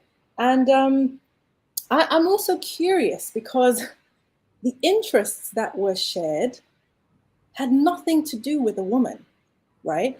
And this is interesting to me because I think that there is a disparity there, right? And again, guys, please, if I'm off on this and it's a delusional conversation, please stop me. But the topics he said he's interested in, obviously he loves his job, the work that he's in, because his interests are very much tied to his work. But it didn't give the idea of what being married to him would be like. So if a brother, for example, is interested in, I don't know, macroeconomics, on a marriage profile, I'm like, okay, dude, like, what do you want me to do with that? How is that, like, what is that should let you know he may be making some bank. But that's all that I know about him so far, except for his ethnicity and his age, is how much money he's making, right? Which again still doesn't say what okay, if a brother wants to marry again and he's looking for a subsequent, this is in real time a back and forth between me and Brother Nasser, because obviously I'm sticking my nose in. It's not my business, it's not my profile, has nothing to do with me, but I want us to put a profile on there that sisters are going to be like, oh, okay, that sounds really interesting. I want us to have this conversation. I like the what this brother said. They're not what he said. They're not working the work personality. They need to know the home personality. So a couple of things. One, I'm glad we're having this conversation. I'm glad we're having it live. Two, interesting. There's a comment here where the sister says, does he shave his beard or drag his pants? So I just want you to just pin this as a reminder when it comes to what sisters are looking for. And so I would just say, sis, if I want to put this nicely, sis, I just want you to, so I would like, if you're looking to get married, I would hope that you would understand that the deen is vast and opinions are vast. And I would hope that you would look for more important issues, right? And I'm willing to stand on this for whoever that has a comment. And a simple example is this: is the breadth of our deen. So within the Maliki opinion, this is considered a beard, right? This is considered a beard. So are you talking about a beard that comes like this, which is a different opinion, or are you talking a Maliki part that this? So what am I saying? Why am I saying this? If you're trying to get married, this is not what you need to be looking at. You need to be looking at what I said in the beginning. Where is he at mentally and emotionally? Can he provide? And I think you bring up a very good question in terms of what is he willing to provide? What is he willing to spend? Right? I think that's an important question. Now, aside from this, back to the point, I will take ownership for that, because that he responded to the profile questions that I gave him and gave out to the sisters as well. So if we're going to put profiles up, then yeah, I think I would love to hear from you as a sister. What is it, or the sisters in the comments, what exactly do you want to hear? Because I also am curious, is it going to be the things that are on that checklist? No, that's the basic checklist. No one cares about that. But Exactly. I think not that nobody cares about it, but okay, let's be serious for a second. I know that with your approach, that stuff is a given. So the stuff from Megan Wyatt's list is a given. Like that's not even what we're talking about here. I just think if we're bringing a man and we're saying that this guy is great marriage material because he's being vetted as a provider and a protector, okay, fantastic. Now, he's passed that vetting process. Why would I be right for him, and why would he be right for me? I need a bit more of the personal. I need a bit more of the home and the vision for what he's trying to achieve. So, for example, in a polygamous setup, brothers marry subsequent wives for different reasons, right? I'm sure everyone knows this. And they have their own vision for what they're trying to achieve with that subsequent marriage. Some are marrying because they want to have more children. Some are marrying because they have a wife in one place that they work, and they work somewhere else and they want a wife in the other place. Some are looking for companionship and don't want any more children, right? So there's nuances to it. So if I was a sister and I was in the age group and I was wanting someone who could provide and protect, I would be looking to see, well, what is he looking for, right? Because some brothers, some men, I don't know, actually, now I'm making stuff up, right? I'm totally making stuff up right now. But say there was a brother, no, in fact, I know of this. I know of a brother who wanted to marry again because his wife was homebound because she was looking after the children. He traveled a lot. And he wanted to have a wife that could travel with him because a large part of his work was all over the place, and he wanted to travel with her, right? Exactly like Ruhel is saying, maybe they want the halal work wife. Okay, exactly, right? So that's what he was looking for. So that sister, she can't have young children, right? She can't be tied to one place. His ideal match is somebody who has the freedom to travel with him, right? Who can go here and go there with him. And if that doesn't fit, then there's no point making contact, right? But at least you get a feel for what it is he's looking for, right? Similarly, if the brother wants, I remember, you'll hear brothers saying, I want a wife who's educated in the deen, or I want a wife who is a fantastic homemaker, or I want my wife to be fit, or I want to be able to do X, Y, and Z with me. I want to make hijrah, whatever the case may be. That allows sisters to see, am I a match for this person? Can I give him, and girls, sisters, I want to invite everyone to, instead of asking, can he give me what I want, right? Does he fit my list? Ask yourself, firstly, is this a good prospect, right? Just as a potential, does he check out on paper? And then, can I give him what he wants? I think it's a lot wiser of an approach. What does he want? Establish that first. What is he looking for, right? Is he that guy who wants a full-time housewife and he wants the homemade meals and he wants his wife literally like cooking and cleaning and making an amazing home? If that's what he wants and he's prepared to pay for the lifestyle, the question you ask yourself is, can I do that? Can I offer that? If you can't offer it, be honest. Bow out. That's not my bag. That's not who I am, right? Similarly, another brother may be interested, because I've heard brothers talking about building businesses with their wives, and we've seen it as well. Brothers working with their wives and building up wealth as a family. Maybe that's where his mind is at, right? I'm looking for a sister who, is prepared to work from home and, wants to build, whatever the case may be. Like I said, I may be making stuff up, but the reality is that allows a sister to see, can I give this brother what he wants? Yes or no? If he's looking for somebody who still has a zest for life and is passionate and loving, euphemisms, you have to ask yourself, can I bring that to the table? Can I give him what he wants? We know of brothers, for example, who the first wife, for whatever reason, their relationship is a dead bedroom situation, and he wants to get married because he doesn't want to commit zina, he doesn't want to do haram, and doesn't want to divorce his wife. Let's call it what it is, guys.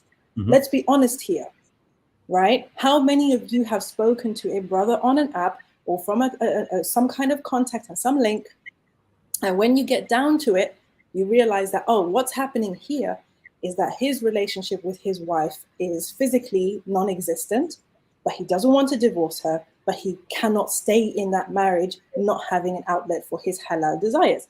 So he wishes to marry again. Are you that woman? Can you give him that, right?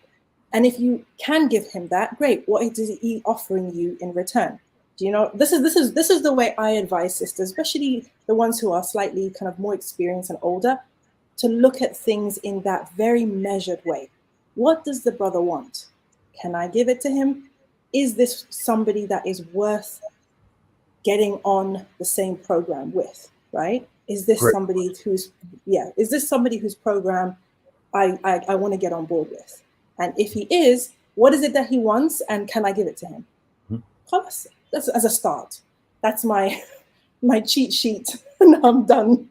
I think that's a great cheat sheet, and I think that's a great question to ask. I think that speaks to, or requires, though, a level of humility. Yeah, I think that requires a level of humility, and also a level of self-awareness. Right? Can I give this to him? Can I meet what exactly he wants? And if I can, and I want to, why do I want to? Is another question to ask, right? When you say, why do I want to, what's the utility of that question? Because I'm always, whenever I work with a client, I'm always checking for fear-based thinking. Always checking for fear-based thinking, right? Why do you want what you say you want, right? And that's important also for you to be able to establish the habits to get what you want, right? And to show up as you need to, right? Again, to have that integrity. But why do you want to get on this program, right? That's an important thing. Where is that coming from, right? Is that coming from a fear of being alone, right? Is that coming from a fear of I'm inadequate, I'm unlovable, and me being alone only validates that? So in order to dissipate this discomfort, let me just soothe it by getting married, right? So why do you want to do what you want? Why do you want to get on this man's program? I'm not saying you shouldn't, but I just want to know why. So are you saying that the fear of being alone is not a valid reason, or fear of anything is not a valid reason to marry someone? No. It's not valid. No. Okay, you need to break that down. Guys, do you agree? Let us know in the chat if you agree in the comments. What do you mean? Break that down. So fear, and I'm using fear in the context of anxiety, right? Fear of the future, anxious about what the future holds or what it's not going to hold for you. Okay. And that's an unhealthy negative emotion, right? The alternative is concern. So it's okay to make a decision, an informed decision out of concern. I'm concerned about my future, right? So I'm going to make informed decisions in terms of who I marry, right? I'm concerned about being alone in this country, right? But but I shouldn't make decisions of who I'm going to marry based out of fear. Hmm. Typically, when you're making decisions based out of fear, they're hasty decisions. Yeah. They're not informed decisions. So I don't advise sisters making decisions based out of fear. Yeah. You shouldn't have fear about being alone. You should be concerned, but not fearful. Hmm. And This and is a and that comes back to thinking, right? hmm. Because again, thinking, feeling, connection. Our thoughts produce fear, right? Our thoughts can also produce concern. Hmm. I had a sister that reached out to me just the other day, and she mentioned to me how after her first marriage ended, she was a widow, and the second marriage she got into um, was led by fear. Hmm. And she overlooked a lot of red flags in the beginning. And as a side note, this is one of the things that I brought up to her. And one of the things that I just think it's important to bring up now is, for more experienced, mature sisters getting remarried, I strongly advise, if you have children, especially if you have daughters, but sons as well, is to not live with the person initially.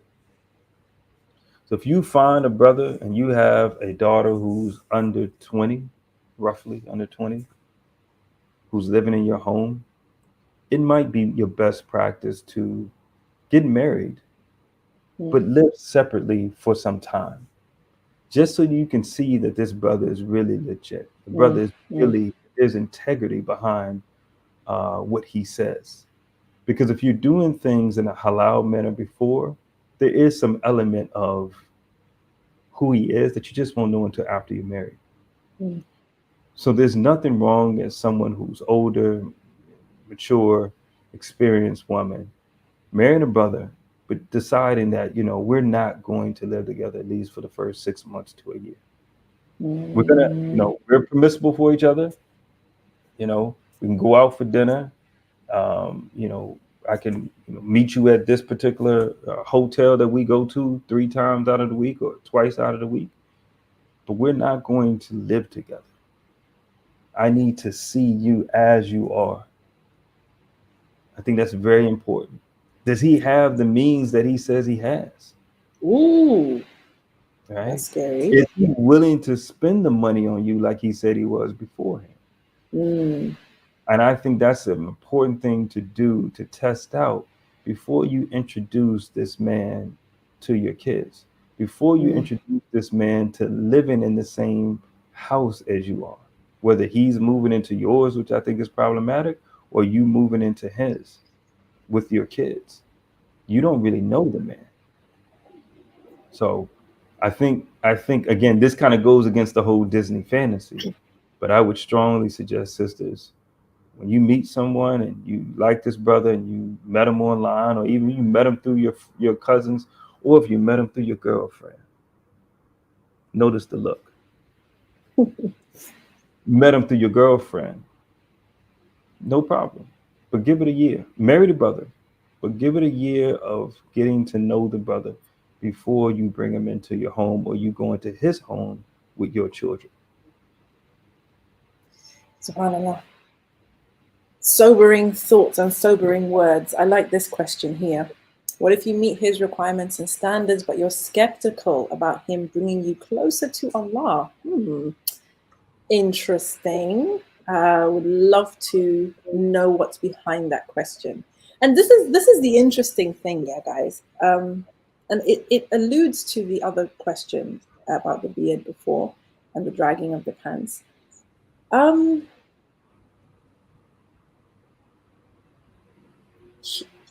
your Muslim wife or husband is a human being, right? And it's it's interesting to me to see how much we rely on a potential spouse to bring us closer to Allah, to make us stronger as Muslims. And I know countless examples of sisters who married brothers on the basis of deen, because he had good deen, because he was a student of knowledge, right? Because he was an imam, because he, you know, he talked the talk, basically, right? He was around good brothers, all of this stuff, right? And they married him on that basis, hoping that because of who he was in this respect, it would bring her closer to Allah. And I'm not saying this is the case for everyone, but so many of those sisters were disappointed because their husband turned out to be human at the end of the day. And sometimes not a very nice human either, because unfortunately, the outward appearance of a Muslim, even the acts of worship of a Muslim, do not always denote what is in the heart of a Muslim. And that's a fact. And if you've ever lived in a practicing community before, y'all know what I'm talking about. We do not have to go there. Human beings are human beings regardless. Traumatized individuals are traumatized individuals, whether they're wearing the short thobe, reciting in the masjid, hafid of Quran. The drug addict, he's still got issues. You know, the anger management person still got issues. So I worry when I hear sisters putting this weight on their husbands to be, because I fear that you are putting something on him that would be better for you to take ownership yourself and not make his business, his prerogative. Not to say you don't take from your husband, of course. If he teaches, if he shares, if he guides, alhamdulillah. But do you know how many students of knowledge and du'at and imams do not teach their own families? It's very common, because that brother, I remember a friend of mine, she married a brother who was her second husband, and she married him because he was an alim. That's the only reason. She said, I didn't like him. I wasn't attracted to him, but he was an alim and I wanted that for myself and my kids. Turns out he was an alim at work and he was an alim on TV. When he came home, he was a man, bruv. Okay, he just wanted to be a man and not have to teach and not have to be an example. He wanted just to be a man and be himself and relax. And she was bitterly disappointed because as a man, he didn't, like, it wasn't giving, you know, like as a man, she would not have picked him. And she only picked him because of his level of deen. And she didn't get that from him because in his head, that wasn't his role. His role was not to come home and teach that was not his vision. His vision was not that he was going to marry her and teach her and her kids. His vision was, I'm going to get a wife, and that's what I want. A wife. That's it. So something to think about. Yeah, I think it is. You know, one of the goals that I have, and it speaks to what we talked about earlier, one of the comments. The goal that I have on a day-to-day basis with my wife is to create and maintain a comfortable environment. Her happiness is on her. I create the environment for her to have the experience, the thoughts to create happiness, but that happiness isn't on me. I don't own that. I in no way take responsibility for my wife being happy or not. I take responsibility for creating the atmosphere that will allow her to have the thoughts and the experience that's primed for happiness. But I can't control whether she's happy or not. And I think that's an important part. Yeah, I want to address this comment here because, yes, what is in the heart will reflect in the actions. But unfortunately, as human beings, can I just make this point? Yeah, because go ahead. as human beings, two things can be true at the same time. A person could feel so much love for the Sahaba, for example, right? And be deeply steeped in Sirah and know so much about Islamic history and still have anger management issues, right? Somebody could love the Quran and still be, you know, whatever you can think of, right? The other things, whatever. Yeah, I don't want to go into it, right? Could still have issues. We're human, right? So what is in the heart reflects on the actions. The good that is in your heart will reflect in your actions. So, for example, any one of us here, the part of us that believes in Allah is wearing the hijab, right? Is praying 5 times a day. That's a part of what's inside us. But so many of us have more than that inside us. We have other things on top of that. And those things show in our actions too.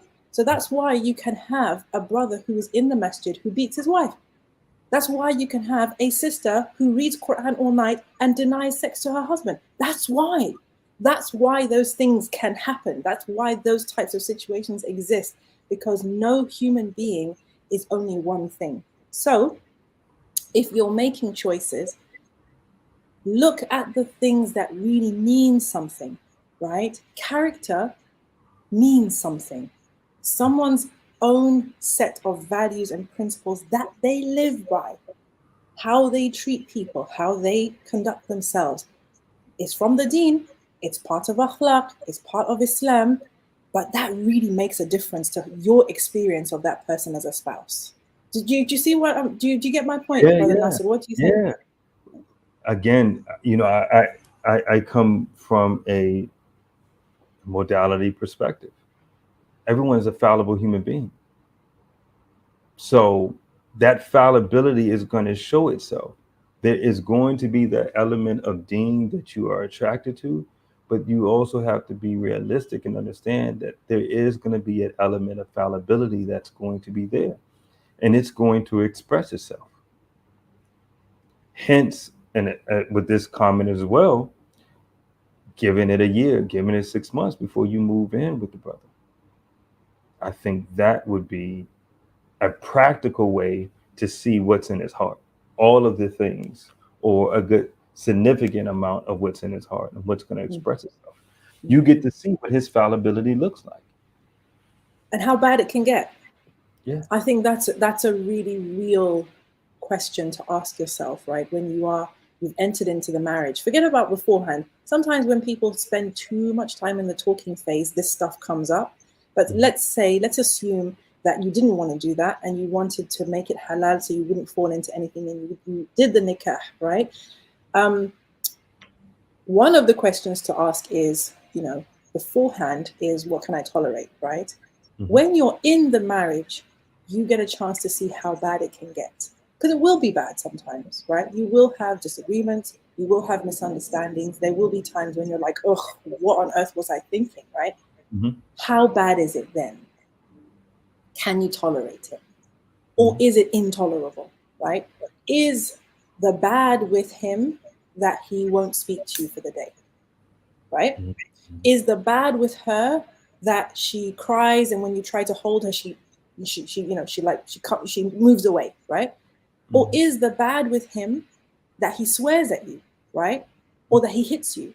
Is the bad with her that she starts to attack your manhood and leaves the house and doesn't tell you where she's going, and she stays away for 3 days?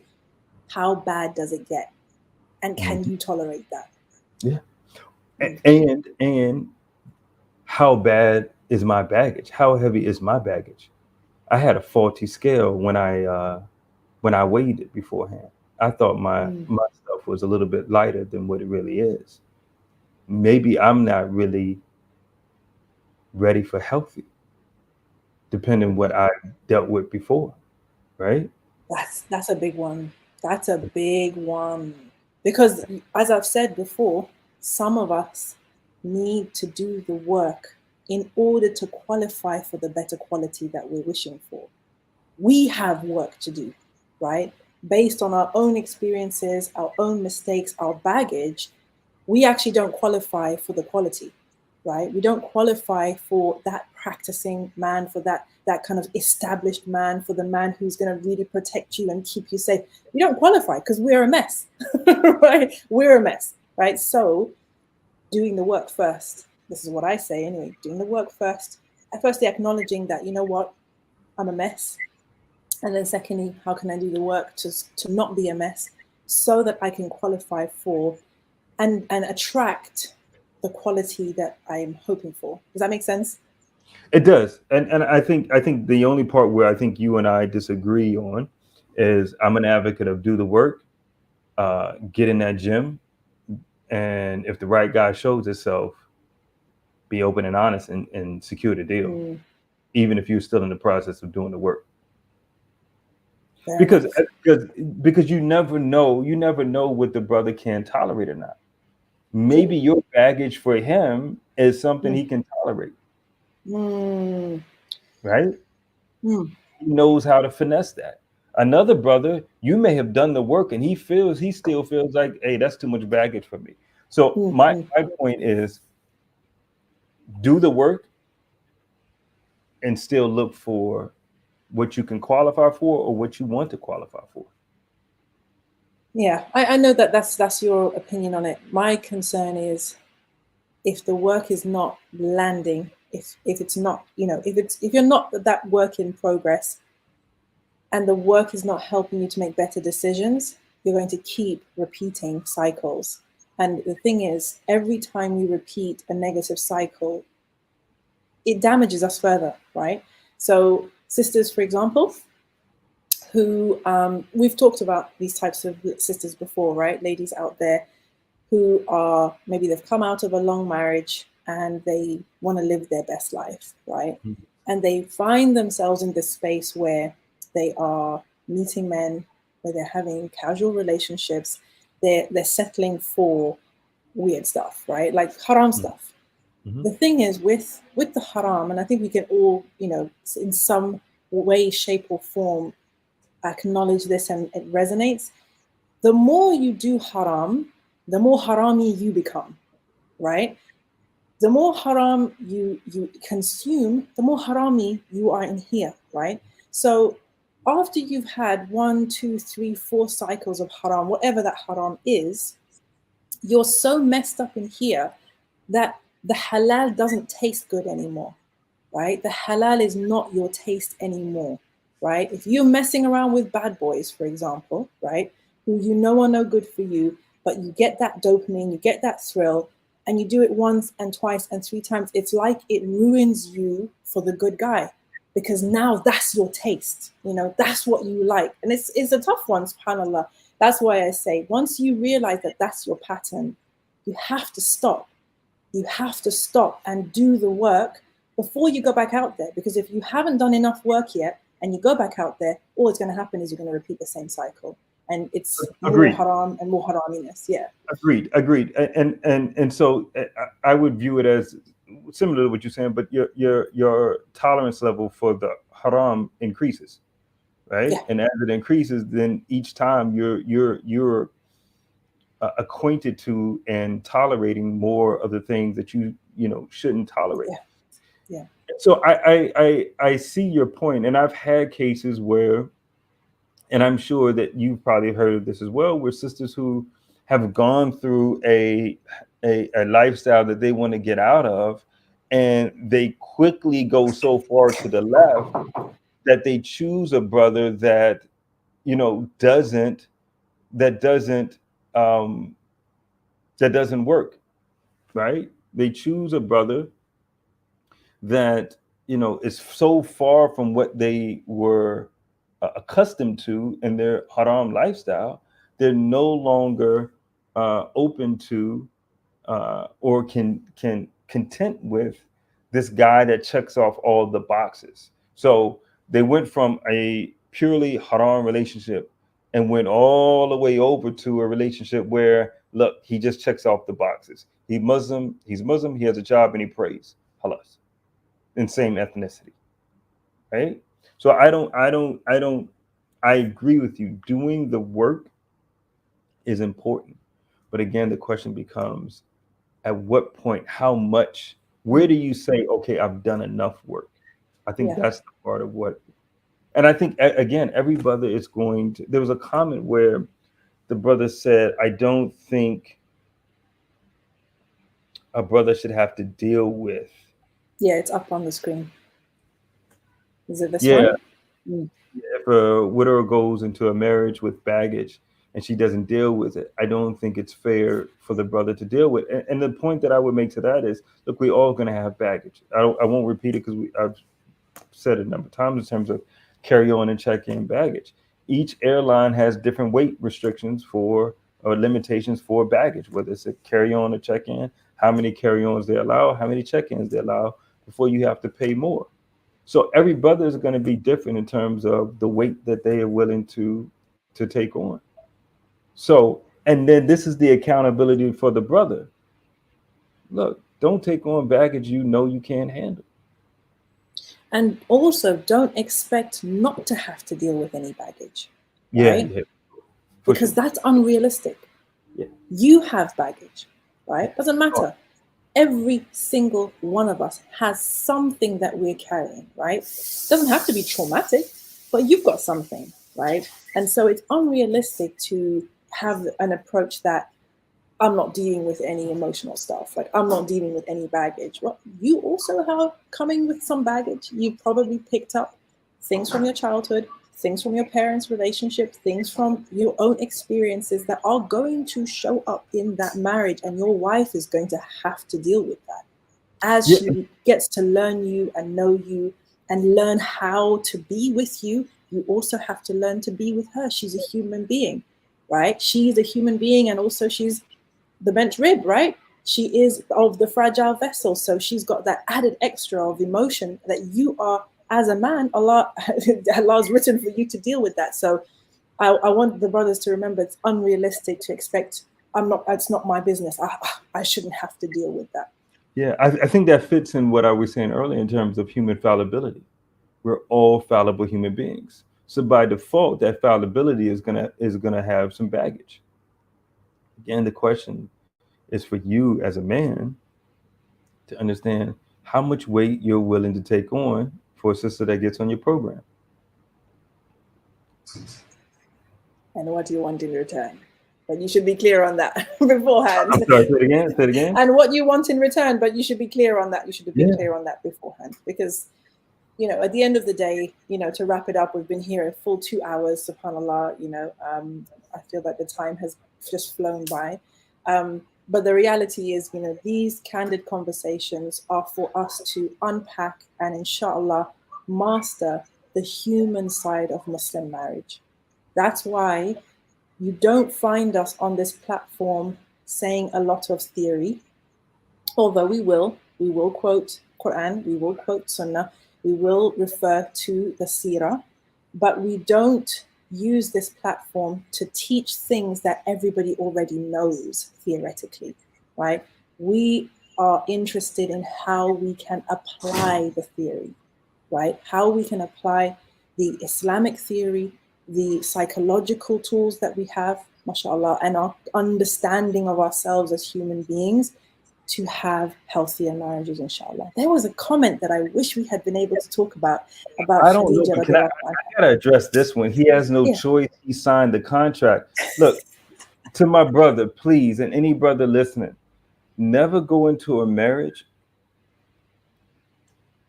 with the mindset that you can't leave that marriage.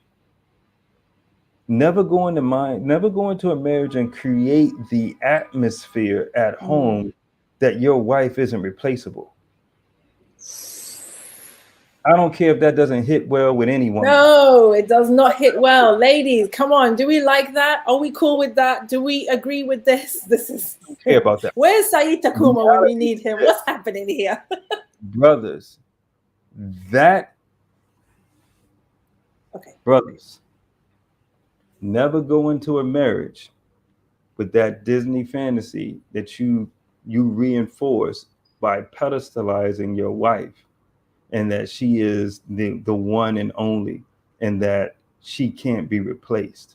You make it very clear there is a standard. Now, I'm not saying you don't be gentle with your wife. I'm not saying you don't explain that standard. I'm not saying you don't be patient with your wife.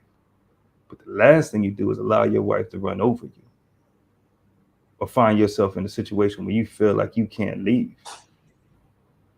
That's not our tradition. Did the wives of the prophet feel like they can't be replaced? Did he not get more wives? Wasn't the other prophet told to change the threshold of his house?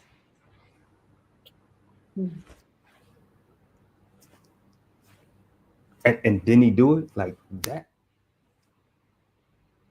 Soon as she regurgitated exactly what his father said, he wasn't nervous about it. He just said, oh, well, my father said that, I need to let you go. Paraphrasing for those who are sticklers. So, brothers, please, that's a clear example. Never create an environment in your home where your wife feels like you ain't going nowhere. Never do that. If you do, women despise a man they can control. If you allow your wife to control you or make you are spineless, DM me. Let's talk. This is so interesting, right? Because I don't want us to go off on a tangent, right? Because on the one hand, let's go, because the sister's gonna be mad at you if you don't. No, it's true. On the one hand, our imperative is to lock him down, right? Is to lock him down. No. Your imperative is lock down your spot and his spot. No. I'm saying from this woman's point of view. Oh, okay. I'm not adding to your message. I'm saying from a woman's point of view, your imperative is to get him, right? Is to lock him in. And women use different means to do that, right? Taking up a lot of space in his head is one of them. Taking a lot of space on his calendar is another one. Making sure that, your needs are a priority. I think these are like survival tactics, right? So we do all of that. But then it's this interesting dynamic, which means that you are no longer, as the man, you are no longer the desired item, right? You are no longer somebody to be worked for, right? To be pleased, to be served. You're not that anymore. In fact, your job is to please me and serve me and look after me, right? Because that's what we don't, right? Oh yeah, Ruhel says have a baby. Exactly. Yeah, lock him down, right? Lock him in. So there's this interesting dynamic, and I think what, from what I'm hearing from what you're saying is, if you as a man, and I say this to my sons as well, I don't know how it lands coming from me, but I do say to them that, and I say to my daughter as well, actually, the ideal situation is where your wife feels blessed to be chosen by you, right? She feels blessed to have been chosen by you, and she thinks you're amazing, right? That's for me, that's the best dynamic. She will work hard to be a good wife to you, to please you, to look after you, and you will do the same for her, Aslan, because when a man commits, that's what he does, right? I think for us as women, we do have a tendency to become complacent. And another thing that I was discussing with a friend of mine was how easy it is for us, especially once we've had children, to view ourselves in the role of mother, sister, daughter, community member. And we're working so hard in that area, right? And we do. Sisters work very hard. And I would not allow anybody to take that away from the majority of sisters who are mothers, right? They work hard. And they put a lot of time and effort into their families in the sense of their children, right? And their home. Agreed. And what happens, I think, and again, guys, feel free to disagree with me. This is a theory that I came up with a sister that I was talking to today. When the brother of that hardworking super sister, right, the superwoman that everybody sees and thinks, wow, she's a wife, she's a mother, she's got 5 kids, she's homeschooling, she runs the home, she has a business, she's all these things, right? When he expresses the desire to marry again, for example, there's uproar because, but your wife is perfect. Like, you've got such a good wife. How could you do this to her? And what I was saying to my friend is that although that sister may be checking so many boxes and actually being a blessing to so many people, you may find that she very rarely asks herself how she is with him as her husband, as an individual, right? Because what is expected is that the man will be patient. The man will be understanding. The man will give up his haqq. He will give up his right because she's got so much going on. She's doing so much stuff, and it could just be the kids, right? But there is an expectation. A good husband is understanding. He's always understanding, and he always prioritizes her emotions and her emotional needs, right? And so it's interesting, and I think it's a point of introspection maybe for some sisters to say, you are doing all of the things, mashallah, and may Allah bless you with regards to that. But if you went to the Prophet ﷺ and he asked you, how are you with your husband? What would your answer be? Because I suspect that a lot of us allow the children primarily, and then the home, the family, the community, the business, the social media, whatever else is going on, to take away from the quality of our relationship with our husbands. And I could be wrong on that, but I suspect that the dead bedrooms, for example, the men who feel neglected, the men who don't feel understood at home, the men who feel that their wife just does not have time for them anymore since the babies came along, that's what they're living. And I'm open to being corrected. I'm open to the pushback. What do you guys think? What do you think, Vanessa? I think you're spot on. I think you're spot on, and again, I come back to the point that I was making earlier. I think a part of a man being attractive to his wife and sparking that arousal in his wife is a man that is desirable, right? And a man that has or can have options. So, again, point I was making. Never create a situation in your marriage where your wife becomes complacent because she feels as though under no circumstances you're not going anywhere. Or that your needs will always, it's normal for your needs to always come second, third, or fourth. I think that's because that's a you thing, right? I'm going to say, if I'm speaking to a brother, that's a you thing. If you've allowed your needs to be downgraded to second, third, fourth, that's a you thing, right? She's just making it do what it do and probably kind of responding to kind of putting out fires and all the rest of it, right? It's your responsibility as a man to ensure that if you have needs, you're having a conversation to say, this isn't where I need it to be. We need to have a conversation. This is not acceptable, whatever the conversation is. But, it needs to be had. It needs to be had. Yeah. Again, I mean, you tell me as a woman, you speak to women. Is it attractive that a man, creates this atmosphere where you're the one and the only and he doesn't have any options and he's never going to go anywhere despite what I do?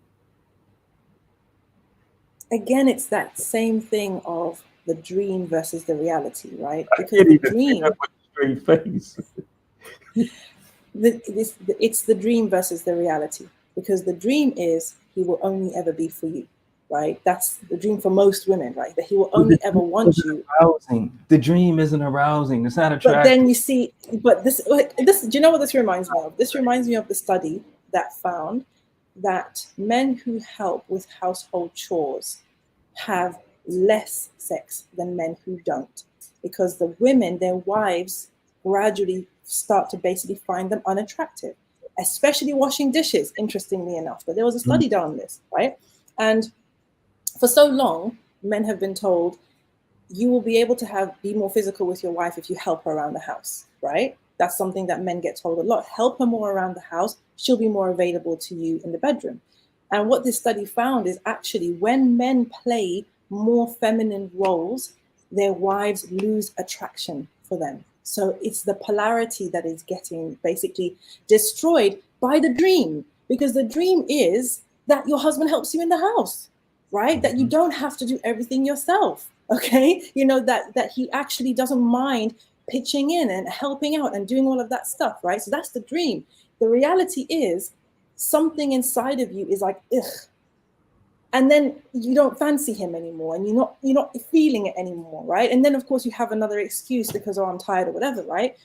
So it's a bitter pill to swallow, because what you've been taught to want and wish for and hope for actually ends up with the wrong outcome because you're now in a relationship where you're married to a beta. And if we're going to use that term, what is the whole idea of the weak man, the beta, the second choice, whatever the case may be, is that he's not his woman's first choice. She doesn't want him like that. She does not desire him in the same way. He's good as a provider, but the genuine desire is not there. Right. Most men will say, that's not where I want to be. Okay, I don't want to be seen as just the guy that does everything and makes everything happen, but she doesn't really want me. But I think most men will fall into that because of, you know, the way that they carry themselves and, you know, the way that they run their relationship. So, and they don't have men that will come on and remind them to not place themselves in that situation, because they got to take accountability for that. If you have a mindset that your wife is the one and the only and she can never be replaced, if she gets out of line, then you're going to get that. Period. This is interesting because somebody said women serve men, simple as, yeah? When you reverse the roles and serve your wife and say she loses respect for you. Now, if your wife is serving you, does that mean that in what the brother is calling the red pill marriage, does that mean that the husband never does the things that we see in films, where the husband actually makes her a cup of coffee, you know, like takes her out on a surprise? Does that mean that that kind of behavior is like, no, we ain't doing that? Like, if anyone's making coffee, it's you. No, and I think there needs to be balance. So this is what I do. I don't mind sharing it, and I think brothers should do that. And I know that some brothers will push back against this.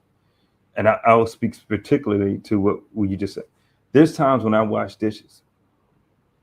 And the times that I make a point to wash dishes are once a month. And when there's a time of the month, a cycle for my wife, or if she is pregnant. I know that there's going to be times when she's nauseous. There's times when she just is lethargic. And that's going to happen whenever she's pregnant. I know that's also going to probably happen 1 week out of the month. So there needs to be balance. And my wife, every time I do it, she praises me, makes dua for me, because she knows that's not my role. That's not my responsibility. It's something I'm doing out of kindness because I understand her situation. Right. And I understand it's not something that's being abused. Right. Mm-hmm. So I think there needs to be a level of balance with this. It's not a blanket, I'm a man, so I'm never going to wash dishes type thing. No, you have to. Yeah. And you have to be passionate with this, for sure.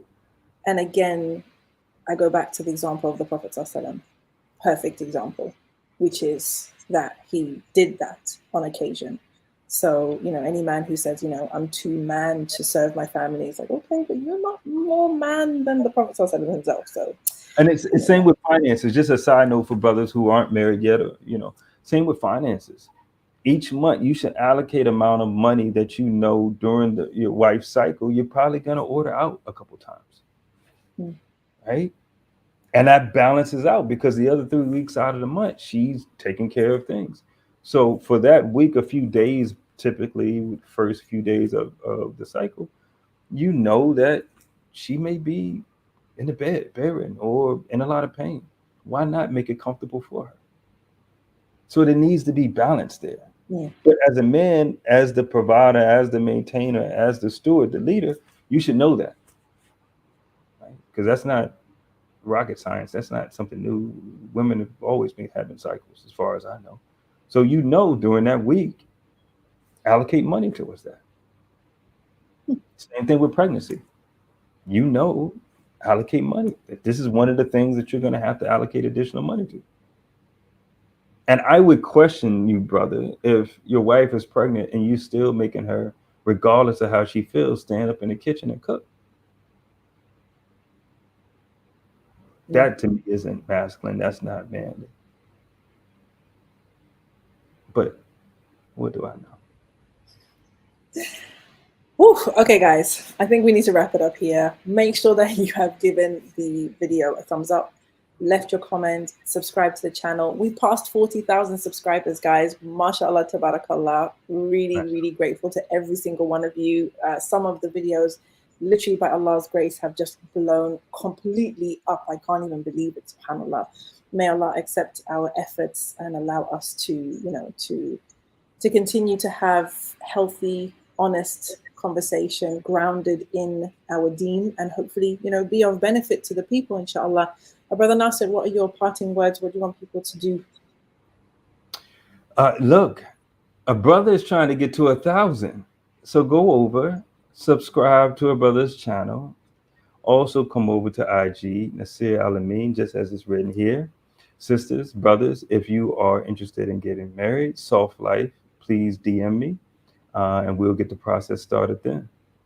And tune in next week for the next show. Exactly. 100%, guys. We are out. Have a fantastic weekend, all of you, inshallah. Do share this if you found it to be useful, and we will see you on the next one, inshallah. Assalamu alaikum wa rahmatullahi wa barakatuh.